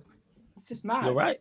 100%. You are 100 days, and see Surfer and Jazz, they'll run jokes and they're troll, but hear how Chelsea and a Spurs fan are here talking openly and honestly about Manchester United's team, and they have no reason to even Surfer was like trying to be nice, and he's like, the squad's not that good. I'm the United fan saying, it's crap. He's the one saying, it's decent, right? Well, it's not that it's decent, that it's okay. It's like, no, let's call it, man. It's what it is. It's crap. Still over 190 of you lot in the building and 97 likes. Scales up to 100 likes. Still too short of 6,610. Hit that subscribe button. It is rolled to 7K. We're trying to get there expeditiously, people. Let me see. 192 people. I should at least see 160 likes. Yeah, we're now here 100. So let's. I'm trying to start all the best questions, people. If I missed your question, I do apologize. To make sure your question is read out, you have to super chat. But I will get to all the best questions I can. Shikar says, Fred, yes, he showed fight, but don't you think he was a waste? He gave away the set piece of the second goal. He gave the same foul right after. When you play like Fred and you give him the job he has, he's going to give away fouls. That's just a part of what it is. Fred is the only player I'm not getting onto today. He did everything in his power and in his capacity in that game. He closed down, he harried, he tackled, he kept De Bruyne quiet. There was a point where De Bruyne had the ball on the edge of the box towards the left, and it was one-on-one. Fred did the thing. There's the one where we stepped across De Bruyne at the edge of the area. I can ask no more of Fred. Fred did everything I needed him to do. Now, if everyone would have had that application, forget effort, people. It's not effort of effort. I'm saying if everybody would have had the same application as Fred, we have a much better chance of winning that football match. Apply himself. He applied himself. Fred's been here, what? 1, 2, 6. He's been on the Jose here. But let's get this right. Fred is not linked to any of the big clubs, right? Facts. He doesn't get linked, right? Facts. You don't really. Manchester United fans like Fred, but they don't rate him that highly, right? If he has a good game, they go, "Oh my God, Fred!" Because it's a surprise, right? When he stands out, something like that. He's a useful player, but to actually get on Fred when you should really go, well, actually, what am I expecting from him? I'm not expecting him to be a Casemiro. Do you know what I mean? Stuff like that. I'm not expecting him to do a Gundogan KDB job, because if he did, he would be one of the best outstanding players. So I wouldn't really focus singly on a player, but I wouldn't pick Fred. Wouldn't even be in my top 5 No, players to no, single out because I know what I'm going to get. And like I said, if Fred was, here's the thing is, people, I'd be here being critical of Fred if he wasn't energetic, closing down, making tackles, harrying people. That's what you're out there to do. You're out there to be a spoiler. If the spoiler's not spoiling, I have question marks. So when I say application, I'm talking about energy and effort. Yeah. Same way with Rashford, I'm expecting him to run channels. Like, that's your job, running behind, spinning behind. With Bruno, I'm expecting you to pick up the ball and kick it long. You know what I'm saying? And look for it. That's what I'm expecting you to do. I'm expecting Eriksen to get on the ball and play progressive passes. The three things I just mentioned, those three players did not do. I can ask no more of Fred. Here's your job. Did you do it? He did it to his best of his ability. Exactly. I can have no complaint. And bear in mind, I've said we need to upgrade on Fred, people. But I'm talking in particular about this FA Cup final. Everybody else I have an issue with. 1 to 10. Where was Captain Fantastic today? Apparently he's built up so much, right? You know, stuff like that. Where was his influence today? Oh, I need him in the referee's face. I need him to do the passes and stuff like that. Remember like I say, the way people are gassing his goal today, and then I find out it's a penalty. I'm like, there was one possession. I don't know if you saw it. There was one possession. United was on the counter. Obviously, it was looking like United was going to lose the ball, but Bruno stopped running to go to the ref and complain to his face. Wan-Bissaka got the ball, and then obviously I think Rodri ended up clearing it. But bro, why are you just not continuing the counter? Like, you have a game there to be thrown, and you stop mid counter when you saw Wan-Bissaka properly on the side making an effort to get the ball. Like, just play on. Like, I'll be honest, man. Let me just get to this quickly from Z, who said these are the standards we have now. We're praising Fred for making fouls and giving free kicks for City to score. People don't listen. You know what I'm saying? So let me just clarify this. Sorry to cut you off. People clearly don't be listening in that. I did not praise Fred. I said he did his job. That is not praising. I'm saying I have no complaints or no issues with what Fred did during that FA Cup final. Everything I wanted from him, I got. Because even Fred at his best is not good enough for Manchester United. Because I've said this, he's good at his best, but good is not good enough. Very good is not good enough. And just to clarify, because someone wrote a comment after the show, and it's like, people really don't be listening, and just people be listening to what I be saying with the intent to respond and not actually understand before they respond. So when I speak, people, I'm very clear and very particular. This is why I repeat myself like Denzel Washington, so people can fully understand where I'm getting at and what I'm saying. This is why I'm specific. This is why I pause when I say certain things. When I say Manchester good is not good enough for Manchester United, someone said, how can I say that when Manchester United have players like Fred and Weghorst and etc.? No, because I mean go and get better than very good.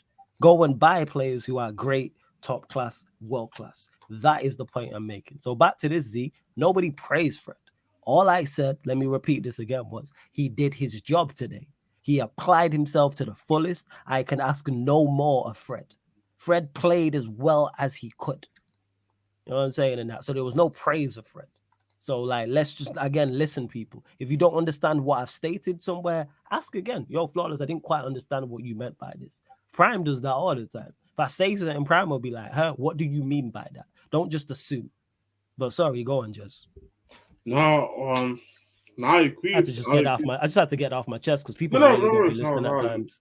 No, it's not hard to be honest. Like, but I kind of lost my train of thought because I was doing something on the side as well real quick. So, but I agree with you. Like, bro, this was like the most Fred game you could ask on a Fred. Like, that's really it. And that's the funny part. A Fred game at its best is not good enough though. Yes. In general, even if it wasn't against City, like if you want to go deep Premier League runs, deep Champions League runs, it's not going to be good enough. These Fred games, like, yes, you can. Which is the funny part because my problem is that's sometimes as well with certain players where they say, like he had a good game, but had he had a good game actually, or is it just for his standards? Mm-hmm. That's it. You know? And Eddie said it here. Yeah, let me not forget this as well. Wan-Bissaka as well. He used another one, actually. Thank you for reminding me this, Eddie. I can have no complaints with Wan-Bissaka. I know what I'm getting. I know what he can't do. If I'm expecting Wan-Bissaka to pick up the ball in the opposition's final third and cross it onto Rashford's head, you know what I'm saying? It's not going to happen.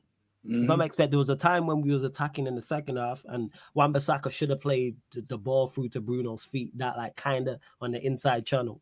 didn't do it. Did I get mad? No, because I just know it's not Wan-Bissaka. Mm-hmm. He did everything. I can ask no more. You applied yourself to the fullest. Effort can only get you so far if you don't have talent. Wan-Bissaka and Fred are two players who are prime examples of the effort is there. If you give them a job to do and a task to do, they will do it to the best of their ability. But even them at 10 out of 10 are not good enough. Even at 10 out of 10, those two are not good enough. I'd have him for my squad. Wan-Bissaka, I've already said I'd have his backup. Fred is like 6th choice midfielder. But we know the levels there. That's why I'm not getting onto them. So I don't really get onto too many of these teams because this team is not good enough. It's really not. And then people want to say, why don't you want Mount? Because he's in the same category as these. Like. But hey, we move. We do. I just say, I just want to say, actually, that's to go to another good thing Erik ten Hag has done. Because 6 months ago, no Manchester United fan wanted to keep AWB. Facts. Let's be honest, right? The fact that he, and that's what great one-on-one coach. That's what coaching can do. That you see a player and you improve it. And by the way, that's another player. If you limit, he's a great defensive right back. He's not great attacking. And if you're expecting to do what fullbacks do these days, then that's on you. The fact that he has to be forced to do that says a lot about the other players, the other creative players in the team. So your Brunos, your Ericssons, your Sanchos, your Rashfords, and stuff like that. Who was on the right? What was your front three? It was Sancho and Rashford. It was Bruno, Sancho, and Rashford. Yeah, with obviously Bruno on the right. Jesus Christ, yeah. I'm saying that's the crazy part. That's what I mean. And the fact and also the fact that Casemiro's having to do more attacking is also like just wrong. Yeah, to carry the rest of the season. And the funny part is because especially the more we think about it, the long conversation aging like wine that you started like quite early. Because I remember the time when you were talking about it, I was thinking you kind of crazy because I thought like Delo was a good player, but when you think about it, if he would have started today, City would have probably scored more in the first half. Like Grealish did. Like Grealish did have a hard time today, up until the yellow card, which I also thought was not a yellow card. Yeah, I thought he had a very hard time today. This is the funny part. So it's like United need a fullback with these contract extensions. Will United get a new right back? I don't think so personally. No, unless he's planning to move Delo and play him as a left back and then sign a right back and have Luke Shaw as a centre back, which could be the case. Best case scenario, that's what I'm hoping for. However, I'm unsure whether that is going to happen as well. We are going to move on from the United topic. Of course, continue to get your questions in, people. Please keep them Manchester United, Chelsea, or Tottenham Hotspur related as well. I want to get to this from Clicks. Man's a joker. He said, flawless when Mount here we go is out, you need to show your respects having that Mickey Mouse haircut. Here's the thing is I was rocking this before we was linked with Mount. Number 1. Number 2, it looks good. Number 3, I like it. Number 4, my gal likes it. Number 5, I'm not here to impress you niggas. Simple as that. You know what I'm saying? I'm not here to impress men. Simple as that. With my hairstyle or my dress sense. Couldn't care less. You know what I'm saying? And that. Let me just state that. Victor, my bad. What was the question? It was probably a dickhead question. You know what I'm saying? And that. But Victor, ask the question. I'll get to it. 110%. Hey, send a super chat and you'll get it answered. Just that, Victor, I will. I probably ignored it in it because you're probably chatting ish. Yeah, and the bridge is Ahmed, so boo him. Yeah, the bridge. All right, Sefo, we'll go to you because people have been asking about it. Ugarte. Okay, so there's reports coming out tonight that everything's been agreed, just not confirmed yet. Now, take it with a pinch of salt because some reports are saying not everything's been agreed and stuff like that. My thought is that if Ugarte wanted PSG, he would have gone there already. In terms of like we'd be out the race and they would just be like trying to negotiate because I think it all comes down to because I think we're offering less wages than PSG, even though we've improved them. And I know we're adding bonuses, but I think that says a lot that he still wants to puts us ahead of PSG. Also, I think the way we're going to pay is we will pay the buyout clause, but we will pay it structurally, but with bonuses as well. And I think PSG are looking to pay that as well, but no bonuses, stuff like that. So, but I also think the players player's choice comes into it. Now, I think he's not fussed, like really hands like if he wouldn't be like, oh no, I'm staying at Sport and I'm not going to PSG. I think he wants to play in the Premier League. Plus, also, I think what's been reported is how much maybe Mauricio Pochettino has been involved in speaking to the player, because PSG are about to sack Galtier, if not already. And I don't even know who their manager is going to be yet, because there's no links at this moment in time. I saw like a small link about Enrique, but yeah. Yeah, I saw that as well. But it's like, I think then I've seen him like he wants to be in the Premier League, because that's why he's not taking Napoli's off yet. So, but Ugarte, listen, I'll be honest with you. I'm always honest on this channel. I have a very small sample size of Ugarte. I didn't even watch him when he played Spurs. It's the Arsenal game. So, but what so I'll rely on other people's knowledge of how he plays, stuff like that. And what I'm being told is that the profile suits what we're trying to do in midfield in terms of that destroyer first, passing later midfielder.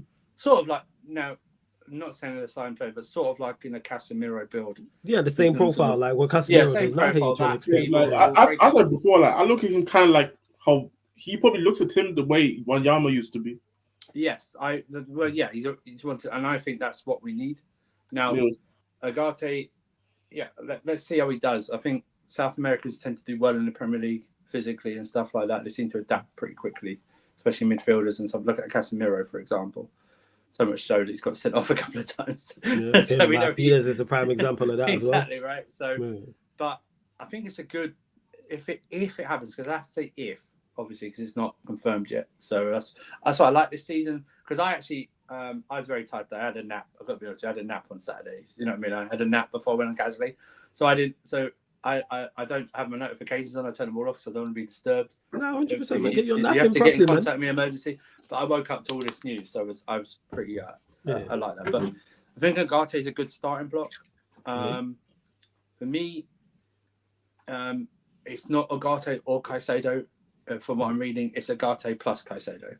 That's what I'm reading. The way Fabrizio and others have been describing it, it's not an either or situation, which is fine, because we don't just need one of those midfielders. We need two of those. I have a quick question though. Do you think the plan is to play them together with Enzo, or have it in Cuckoo? Because I'm confused here at the situation right now, because you do spend loads of money on them. Obviously, you don't give them big wages, but you do spend a lot of money in terms of like overall over the years. So what's the plan? Because I'm a bit confused. I think the plan is to have the option.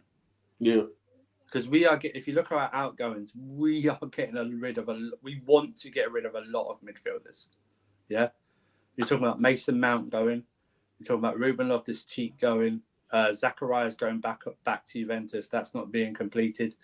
Kovacic is going. We didn't replace Jorginho.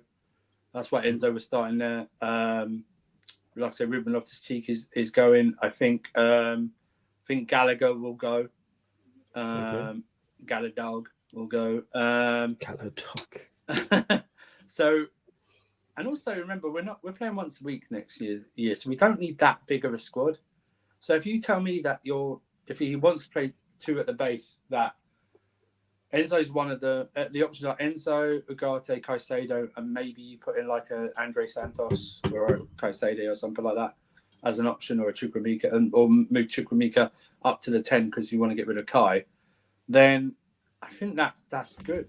I think that's like, you don't need a big squad for playing once a week unless you have. You are playing once a week. So we're playing once a week, and we know he's going to rotate in the cups as well. We just know that he does that. He does that all the time. So I think that'll be good. But back to Ugarte, he seems, from what I've watched, and I'm not watching comps. I will not watch comps of players, even bad ones. I joke about when I put the Mount in, the one in the group chat the other day, but that was just one game. But you know, that was just one game. That was just the Liverpool away. But let's see how it goes. But what I like about this is that I think the board's hit rate on getting transfers who they want is quite high. I can't remember if they've actually failed not to get their target. Do you know what I mean? I mean, look at Enzo deal. They went right to the last hours of that transfer window to get him done. They got the players they wanted, whether they had competition or not, doesn't matter, because you still got to negotiate with the clubs.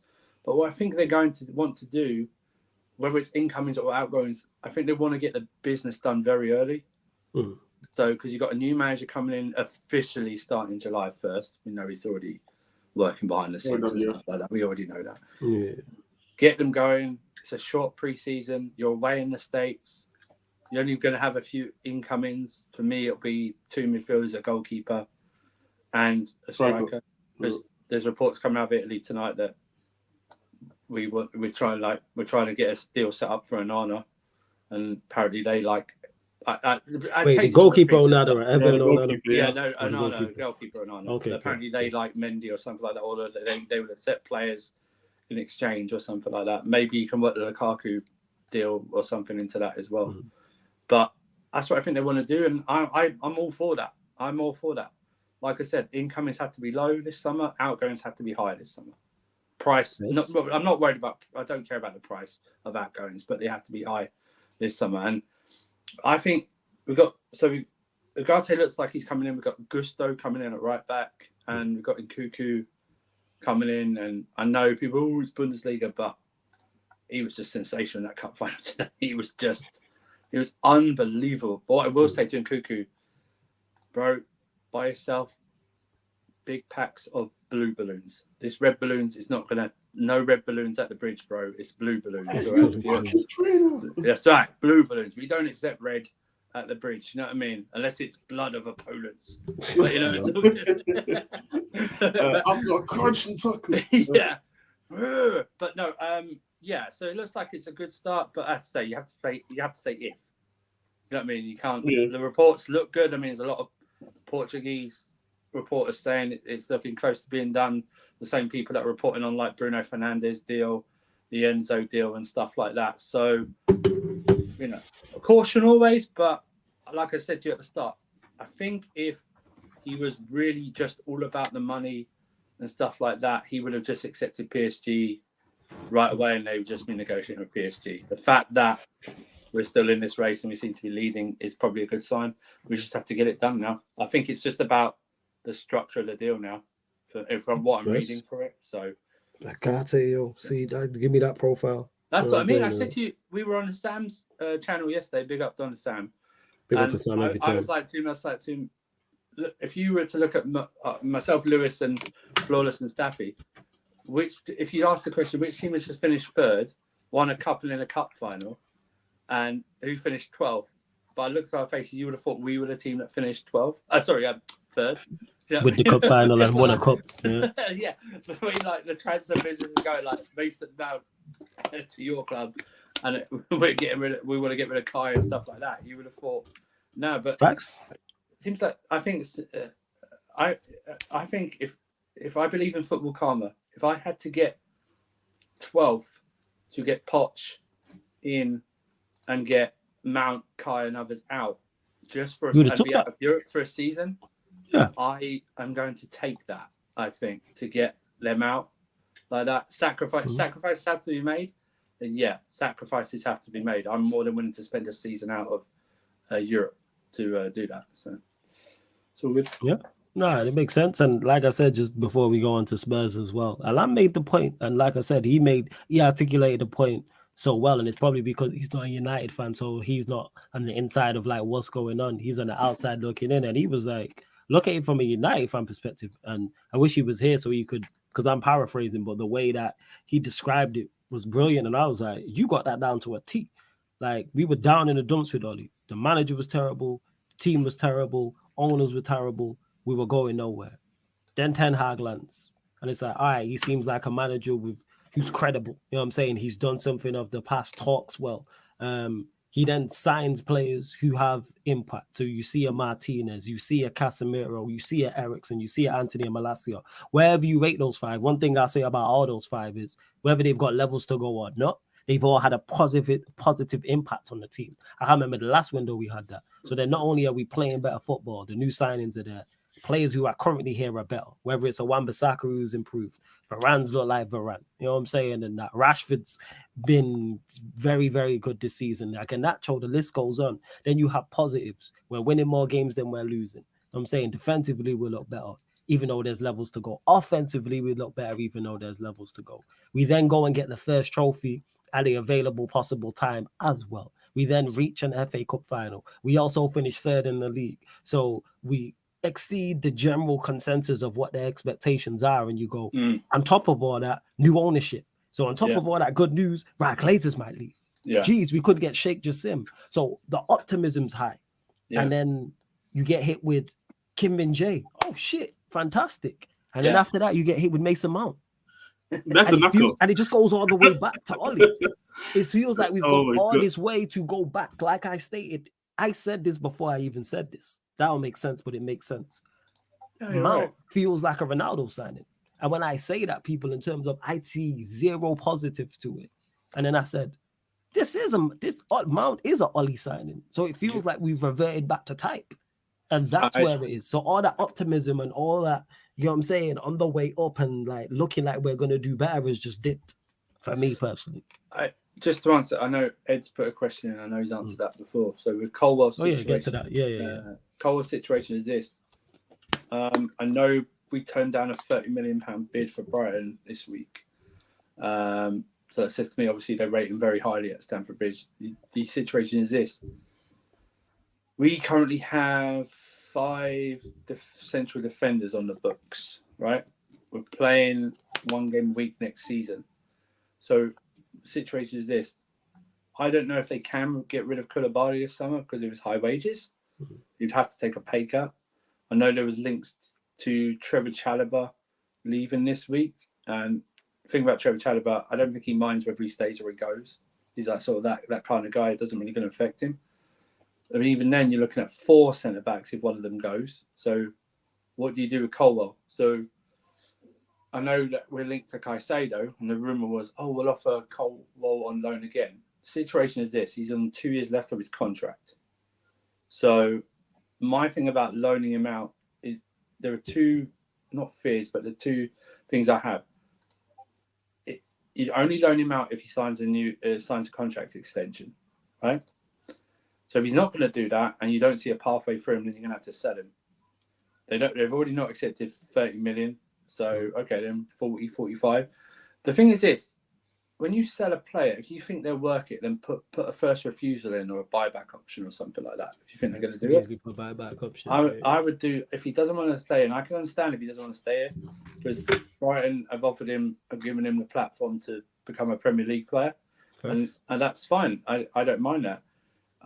If they're gonna, I don't think Brighton would think about lowering their price for Caicedo if we gave him Colwell on loan next season. Now, if you're saying as part exchange and then you knock off some of that price, and then you're only paying like 50 million for Caicedo, then that may be done. But it's how highly you rate Colwell, and it's how highly Poch rates Colwell, I presume, in terms of what he plans for him. Because let's face it, I keep hearing this. It's like this generation of footballers changed. They are starting earlier in their careers. Okay, they're starting like in their 18, 19 or above. Do you know what I mean? It's never like, you've got to wait till 22, 23 before you can establish yourself. Bro, people are established themselves by about 20 years old now. Do you know what I mean? And if he wants first team football, I can understand that. And I'm not one of these ones, but he doesn't have it to make it at Chelsea. He doesn't have to make it at Chelsea. The thing is this, put a buyback in, that's fine. If you don't sell him, then he stays at Brighton for 2-3 years and and if he does well, he's going to get a big move to a big club. You know, it's something like that. But it's how Poch really wants to see him develop. Because next year, I like Trevor Chalobah, but I don't think there's a seat. I don't think the ceiling's not that high for him. I think Chalobah is a decent fourth choice option. Yeah, it's a decent fourth choice option in and out. Thiago Silva is getting older. You know what I mean? He's going to be 40 this season. You know what I mean? And it will be his last for us, no doubt. Badashile is injured right now. I don't know when his return's going to be. Koulibaly hasn't worked out, but he's earning big wages and he'd have to take a pay cut to leave. And then you got Fofana, who has to step up next season in terms of performances and staying injury free. So maybe there is a pathway for Colwell. Do you know what I mean? Maybe there is an actual thing going, actually, look at the options ahead.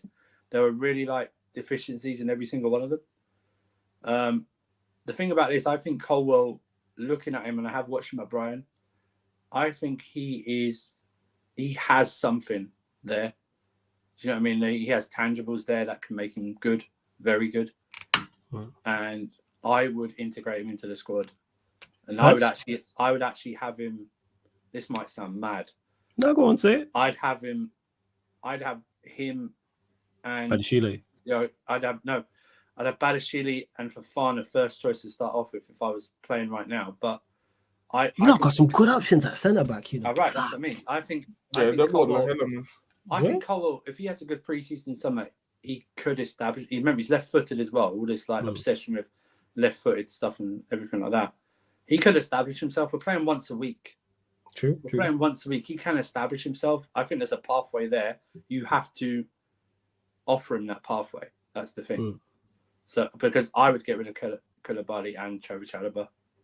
And like I say, I would rotate Thiago Silva even playing once a week next year, I would rotate him quite a lot. I'd have Thiago Silva in the very big games. So you got Thiago Silva, you got Badashile, you got Cole, and then Fofana as the four. Yeah. That's a good four. That's actually that's a good quartet. And then even if Chalobah was fifth, he's not a bad fifth option. Yeah, that's what I'm talking. So I would do it that way. Now that's my thing, but like I said, I don't know what Poch wants. Yeah, it's on Poch. It's on Poch. It's not on the club. It's on Poch to sell him. It's on Poch to sell him the vision, and then him to go, and then him and the club to go sort out an extension because he's only got 2 years left. So you like that. So that's what I would do. I wouldn't even factor in the Caicedo deal. I think they would. I think Chelsea are more than happy to pay a big price for Caicedo. Like the pricing and add-ons, like this new thing now in football is the add-ons bit, isn't it? Now it's not like straight up anything. Like I think when we sell, if we sell you Mount, it's going to be anywhere from 55 to 60 plus add-ons. That's what I think it's going to be. And they're never going to get to 70 million. Maybe 70 if with add-ons. You know what I mean? But it will never be straight up 70 stuff like that. So, Silva, do you think they're going to put a Ballon d'Or clause in there? I would love that. Do you know what? I don't. It's an easy clause in there to put money. Look at his dickhead Xavi as well. I forgot to mention that, but carry on. To get Mount and Kai out, I'd put the Ballon d'Or thing that they'll never reach, so you'll never have to pay us that. Them to score 100 goals, I'd put in. You would never have to pay us that. To win, oh my god, to solve world peace, I'd put that in. To get the Nobel Peace Prize, I'd put that in. To win an Oscar, I'd put that in. I'd put everything in there because they would never meet those targets. It'd be like the Martial deal that you had. Do you know what I mean? When you had the Ballon d'Or thing and that, you are never ever going to have to pay Monaco that add-on. That is never going to happen. That is never going to happen. It's like it's never going to happen, bro. Never. And speaking of that, Spurs, we will close out on again final few questions, people like Manchester United, Chelsea, or Tottenham Hotspur related. Jez, do you worry that the Celtic manager is another Nuno, where it's kind of doomed before it even starts? Feels like once again Spurs are forced to get 4th, 5th choice, and no one's happy about it. The funny thing about it is that I don't even compare. This is not even close to Nuno, in my opinion. Because again, the options are there. Slot was there. You didn't want to really put everything in your power to get it done. Same as Nagelsmann. Nagelsmann gives you the demands. You don't want to go for it. But Enrique, you haven't really approached it. Maybe concrete talks within yourself, but you didn't even approach him. So really and truly, they're going just through the targets that they really felt like they can really go for, and they're okay going for it. Where with Nuno, I felt like that was legit the last resort. Because people got to remember, we started preseason last season with Ryan Mason. This whole bad was. That's why I kind of can't compare with Nuno. Of course, there's question marks about him not having been 57, which is weird because who cares? It's not like 57. You need to be on the pitch pressing that, but whatever. You can question his career, how it has gone, been in Japan, working in Japan, Australia, and then in Scotland. But it's quite. To be honest, I find it kind of impressive for somebody's Australian working in these kind of conditions outside and doing so well. And then when you play in the Champions League with Celtic, even though you didn't put the results in, the performances I look at and see there's something there as what you're trying to do, which for me is encouraging, to be honest. And I'm at the stage where like we don't have the time to go and spend too much time on the manager trying to just delay it. Yeah. To the point where like we talk about being at preseason and Ryan Mason has to take over again. That's why I'm fine with the manager. Can I say it's uninspiring? Yes. But let's be honest, I think the most of the time reason why the fan base think this uninspiring is because they see Nagelsmann or Luis Enrique on the as free agents. And we're not trying our hardest. But this is what this club is, to be honest. Like, I don't know what people are expecting. Oh, so you're not surprised by what Spurs do type of thing? I'm not surprised. Like, the funny thing is here, if this doesn't go in and none of the other managers that they have on the list left don't want to join us, I wouldn't be surprised if Nagelsmann or Enrique become the manager. But guess what? We're going to make promises to them. And then the first window, we're going to spend a little bit of money. Second window, this when the nonsense is going to start again. And then they're probably going to be gone within 12 to 24 months. So for me, I'm personally fine with it. I don't have an issue. Like, I've said already, whoever comes in, unless it's Brendan Rodgers or Glasner, I'm fine literally in giving the next manager just time. Because it's just not going to be easy. Look at our squad. Like, we talk about Man United and Chelsea squad being bad. Look at our squad. Yeah. Okay, because someone asked this earlier. So let's say it is Costa. Is it Costa Plug? What is it? Costa Poglu? Yeah, Costa Poglu. Let's say he is the manager. Someone asked this earlier. What would be your expectations if say he was to get the job? So 1st of July or whenever he's here. What are you saying next season? What's his? Me, it depends on the squad, to be honest. But, okay, let's say he does what you want with the squad. So he gets some players in whatever positions you want on the pitch. He gets some players out. And he signs some players of quality. Then what is the aim? I'll be honest, make it back to Europe. If it's Conference League, Europa League. So you're just saying top 7? Yeah, top 7. And then try as hard as possible. Because we have one game per week. So for me, what I want from him is make Europe again. Try to get as far as possible in the cups. And also try to understand this team. And try to understand the guys who don't fit your system and trying to force them out instead of trying to make it work. This is what I personally want. These are the 3 things I want to see, to be honest. Like my expectations for next season are really, really low, to be honest. Because I said, if a manager with high expectations comes in, I have high expectations. If a manager comes in with low expectations, I have lower expectations. Like, I can't ask Anger compete with top 4 when I see Chelsea go for Ugarte and Caicedo, when I see Liverpool go for Kone and Kevin Turam. You know, I can't ask him for crazy expectations. I really can't. I mean, we don't even have a director of football.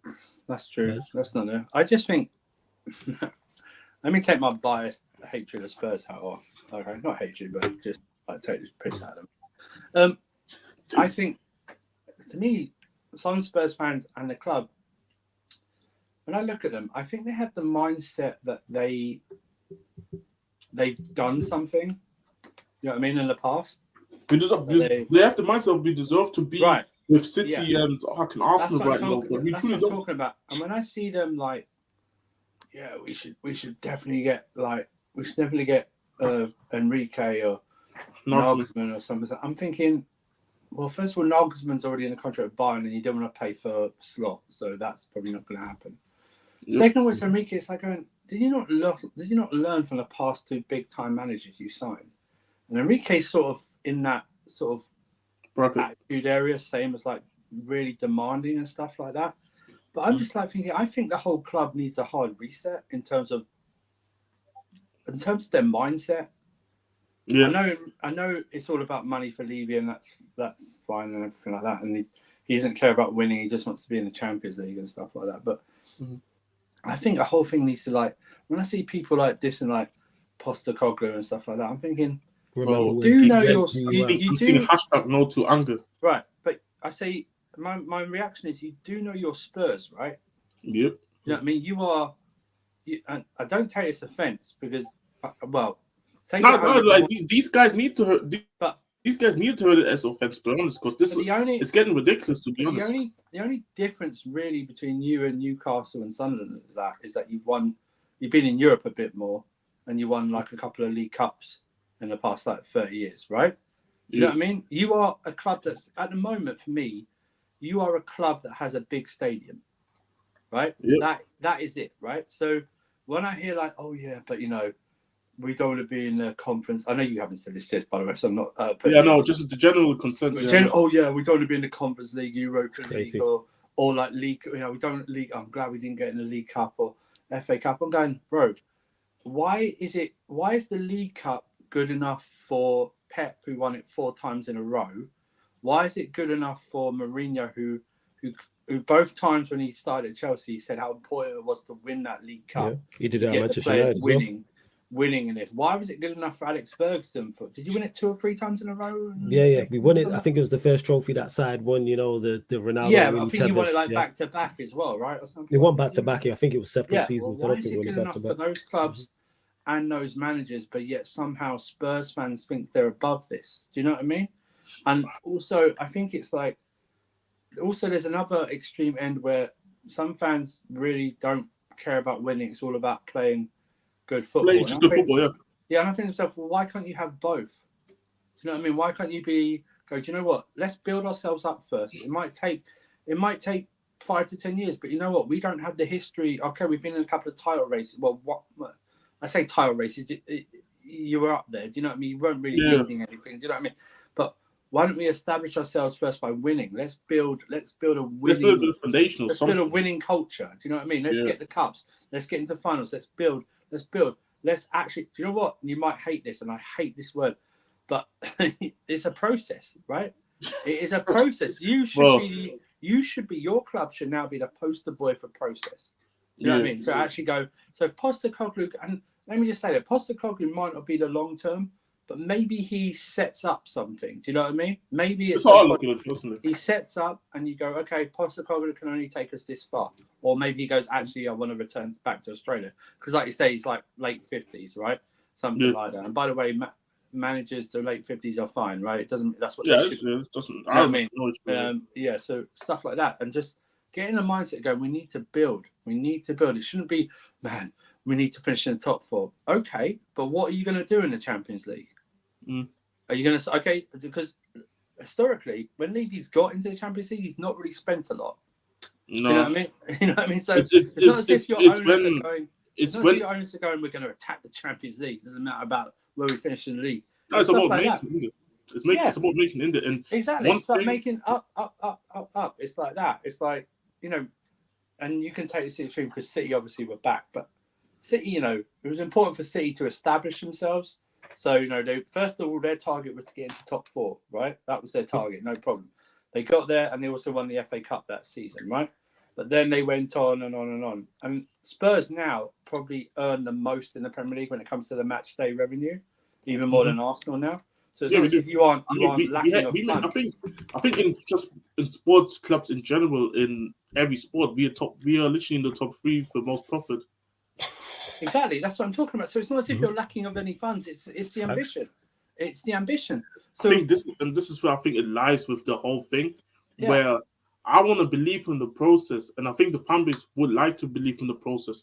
But it's the issue is when you have a guy in where it's more about profit rather than actually trying to do something on the pitch and being more reactive. Like, for example, we could go and spend we could go and spend this summer, and if we don't make top 4, we could spend the next summer. But then if we make top 4, luckily, then the next season after, because maybe 2 teams did bad and we just made it out of luck, then it's like, yo, fuck it, we made it in the Champions League, everything looks fine, the teams may be good. Levy doesn't look at it as like a process. He looks at it more he looks at it more on the spreadsheet. Did I make a profit or did I lose more money? And this is where I feel like people don't want to trust the process. Where that's why I think that side of the people who just want to see the good football is because they don't believe the club will ever set up a board or members of the board where they can get the things right and can just work. Because again, we had a situation, I think last summer, the manager wants to get rid of Sissoko, I think. Napoli wants to buy him. Yeah. Levy interferes with the director of football and says, you can't sell him, it's too less money. Yeah. But we need to get rid of these players. That's something. So, like, you got for me Yeah, this like- summer, you got to get for me and Dembele and Celso have got to go this summer, no matter what you get for them. You know what I mean? Exactly. But- This story about this, I don't really believe this, but this story that Dembele wants to establish himself. Wants to with stay. Spurs. Yeah, I don't know. Why? I don't even know the source. To be Why? honest. Yeah, but why? Even if it's So true, why? Why? You're not going to make. You can. You know what? For some guy who earns over 200 grand a week, you don't play enough to earn 200 grand a week. Do you know what I mean? He plays like 30 minutes. Bro, literally. Or if you play him from the start, he gasses out by 55, 60. And this is like, so what's the, and also it's like, okay, so if you bring Postecoglou in, it's like, okay, so let's see what he does. And Postecoglou, look what he's done at Celtic, man. He's got contacts. He's got contacts in the Asian markets and stuff like that. If you look at, and people, we don't really heard of them players. It's not about that. It's not about whether you know the players or not. Because let me be honest. You English, and I prove myself that us English fans, we don't know what these players are like unless they play in the Champions League or they come to our club. Don't even try. You're not like Steve, the Newcastle fan who barely sleeps and watches like football from the Mets. Yeah. Shout out Steve. He's the guy. Like, if he told me, I watched someone in Estonia, I'd be believe fine him. with that. Yeah, 100%. I trust him 110%. Yeah, but it's like, let's face it, man. All you guys, you never heard of this and that. You never heard of Kulusevski before he signed for you. Even he was at Juventus. You never heard of him. You know, so I wouldn't turn my nose up at it, but I just have a fear that a bulk of the Spurs fan base will never think in terms of they need to be realistic. They will always think they are. Yeah, we're in the top 6. We deserve the best. This is the mindset. If you weren't in London, you wouldn't be in the top 6. This is the funny part, like, and this was people trying to taking this, and this is what I said. This is what I kind of played Joseph for. It gave the fan base some sort of this feeling of, yo, we should be always demanding for the best. Don't get twisted. Yeah. Of course, if you want to catch a city, if you want to really have the ambitions to go on, you have to demand for the best. But again, we have to be as realistic where we at as a club. Even if Levy was to decide, you know what, I'm gonna be a little less. I'm not gonna get too much involved. We still not the type of club where we should be sitting here and saying like, we don't want to play Conference League or Europa League, or we don't want to try our best, you know. But again, it's all about the profits over actually success on the pitch. It's the spreadsheet saying, are we making a plus next season? If it's minus. I would say this to any Spurs fans, and take this how you want, I don't care. You have no right to turn down any trophy, any tournament whatsoever. You have no right. I'm sorry.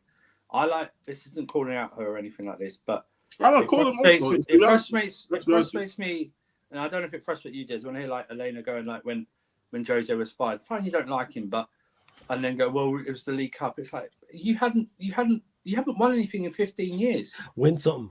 How the hell are you? We got Manchester United fans, and rightly so, because bigging up the League Cup because it's the first trophy in 6 years, right? Over the moon, fam. First trophy in 6 years, yeah. But somehow Arsenal are being praised more this season for not winning anything, because it's finishing second. This is all football, isn't it? That's all football, isn't it? The top four people. Arsene Wenger, when he said top 4 is like a trophy to Arsenal, other teams are believing this now. Other teams are believing that top 4 is bigger than trophies. I would tell you right now, and this might sound crazy, if Chelsea won the FA Cup, League Cup, and Europa League in one season but finished 5th, I'd be very happy. Very happy. Considering that's a good season. That's a good season. Very happy. That's fantastic. That's one of our best seasons ever. And you know what I mean? No, talking about the Joseph point, literally.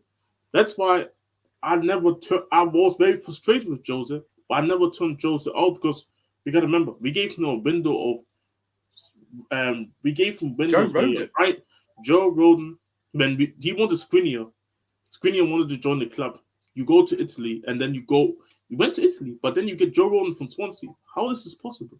Ruben Diaz. He wanted to join Tottenham because Jose Mourinho was there. Literally the main driving point. What we do, we don't want to pay the money. In that January, Bergwijn and that guy. Bergwijn gets him Fernandes. That guy plays in Turkey now. Yeah. That's why I was so frustrated with Conte. Because Conte, you got guys in that you actually wanted. Some of these guys' first target. Like, okay, Ben, we can say about maybe Bissouma not. Again, 60 million on Kulusevski. 60 million on Richarlison. That's 2 centre backs right there. Yep. If you split up, you want high end, and that's why I was very frustrated with somebody like Conte. But with Jose, I would like looking at it and like, it's just a shame that he just fell up with the team, and the Fountain had enough because again, which is also kind of, I give the ball fault as well. Well, we were playing very good football, competing, and then you go to Joseph thing, and it only, and I you pivot at 180. You pivot at 180. Exactly. Like the style of football, and this fan base is not used to like this fan base is not really used to like, and this is another thing that I say with you, like so for as well. The fan base is just not used to winning in general. That's why I said I said this to Flores one time before. United going on the trophy trail for 6 years is a bigger thing than Spurs going on the trophy trail for 15 years. Because United as a club has been successful for so many years. Whereas Spurs is like maybe occasionally you get something there. But again, this sense of the whole Levy kind of since he's been Enoch and Levy, since they've taken over the club for 20 years or 21 years is going on. So for my thing, it's like I think the harsh reality is not really hitting people yet. No. And Chelsea's gonna come back. So that's another spot that pushes us back. Liverpool is already there, but they're gonna improve. Newcastle's already there.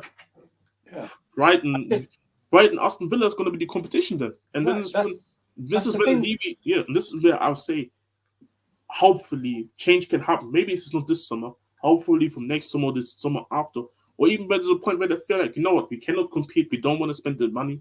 We just want to sell the club. Because this is the things that I just have to hope for.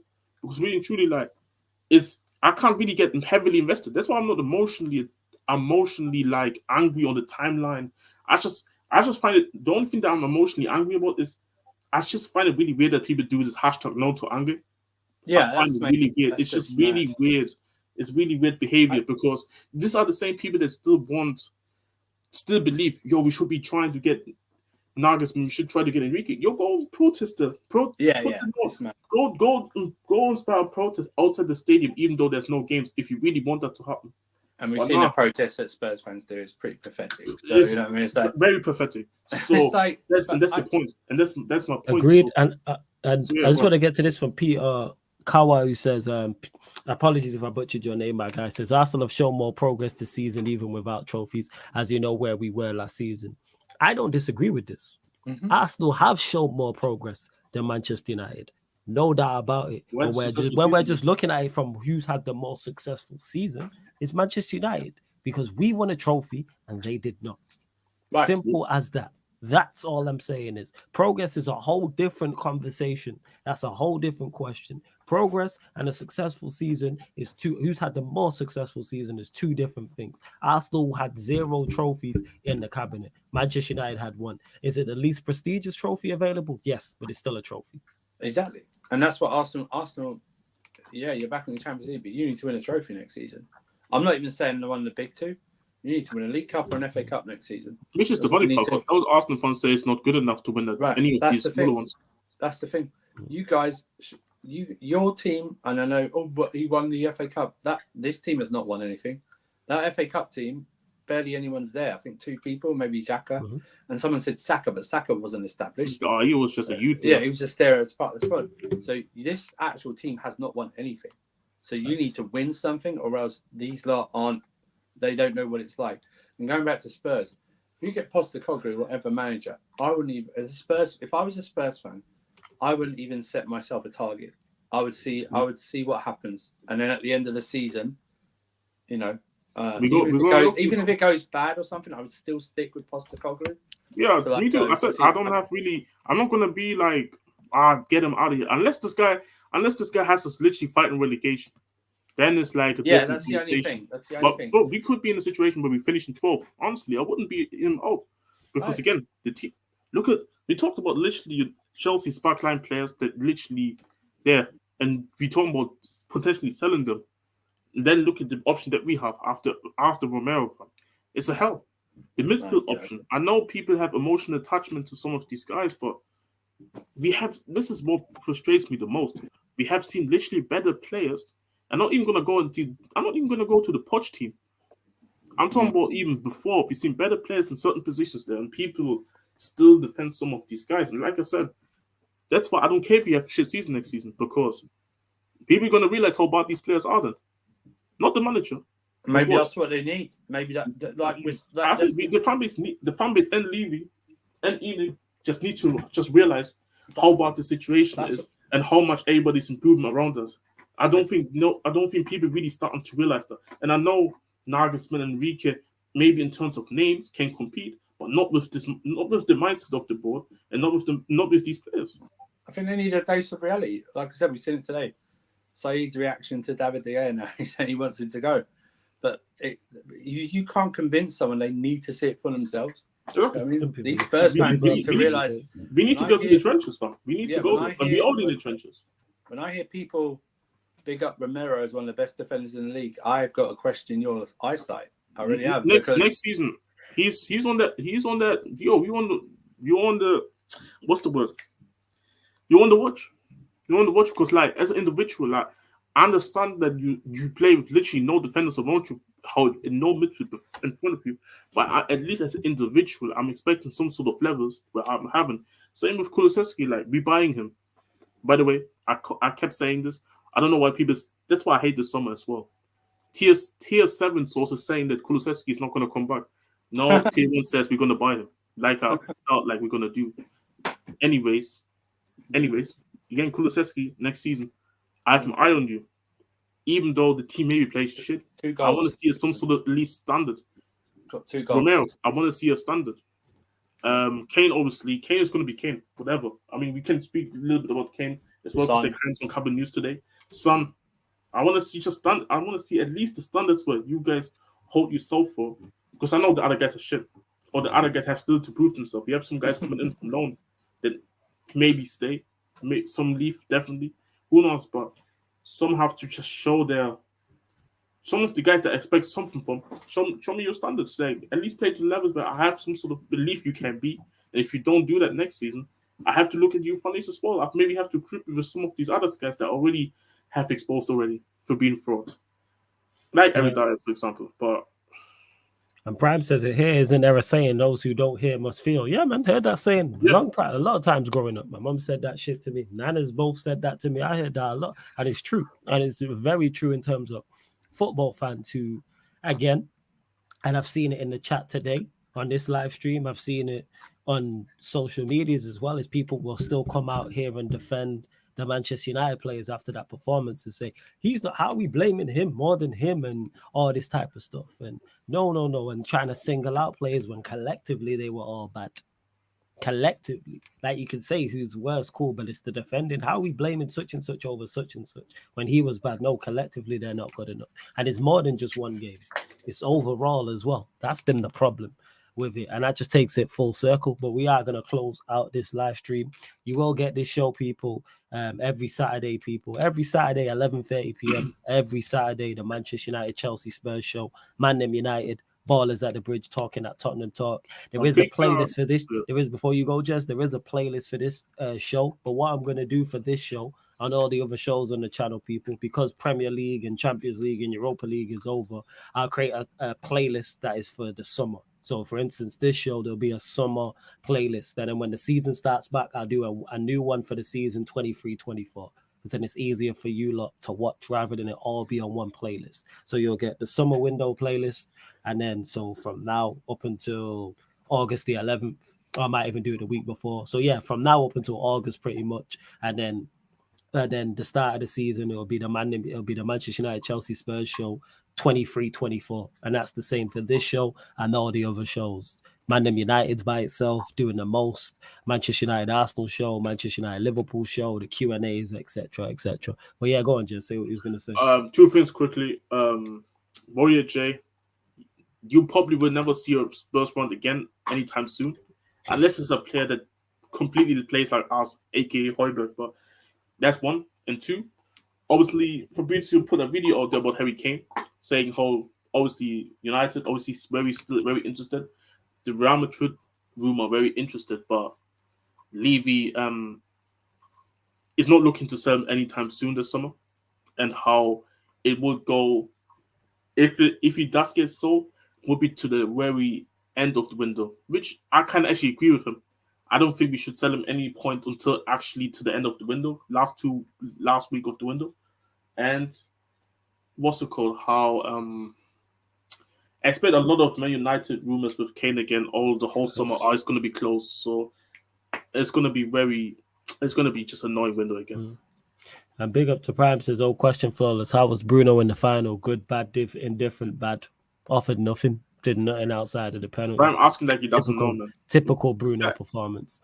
It is, but we're gonna close out, people. What have we got coming up tomorrow? Sarcasm Sports Q&A midnight. You'll get that. So midnight tomorrow, you'll get that, and then following that 1:30 a.m. you'll get game 2 of the NBA Finals, Denver Nuggets, Miami Heat. That's on the Twitch, people, on the Sarcasm City TV Twitch. So make sure you download the Twitch app and follow Sarcasm City TV, because that's where the fan calling shows will be going on over the summer, people. Plus pro clubs, plus you'll get Q&As over there, members Q&As as well. You want to join the membership, links in the pinned comment. And like I said, fan calling shows Tuesdays and Thursday nights, people. So for anyone who wants to get on the channel, whether you want to rant, whether you want to ask me a question, whether you disagree with me about something, whatever, fan calling shows are Tuesday nights and Thursday nights, people, 8:30 p.m. Tuesdays, Thursdays, 8:30 p.m.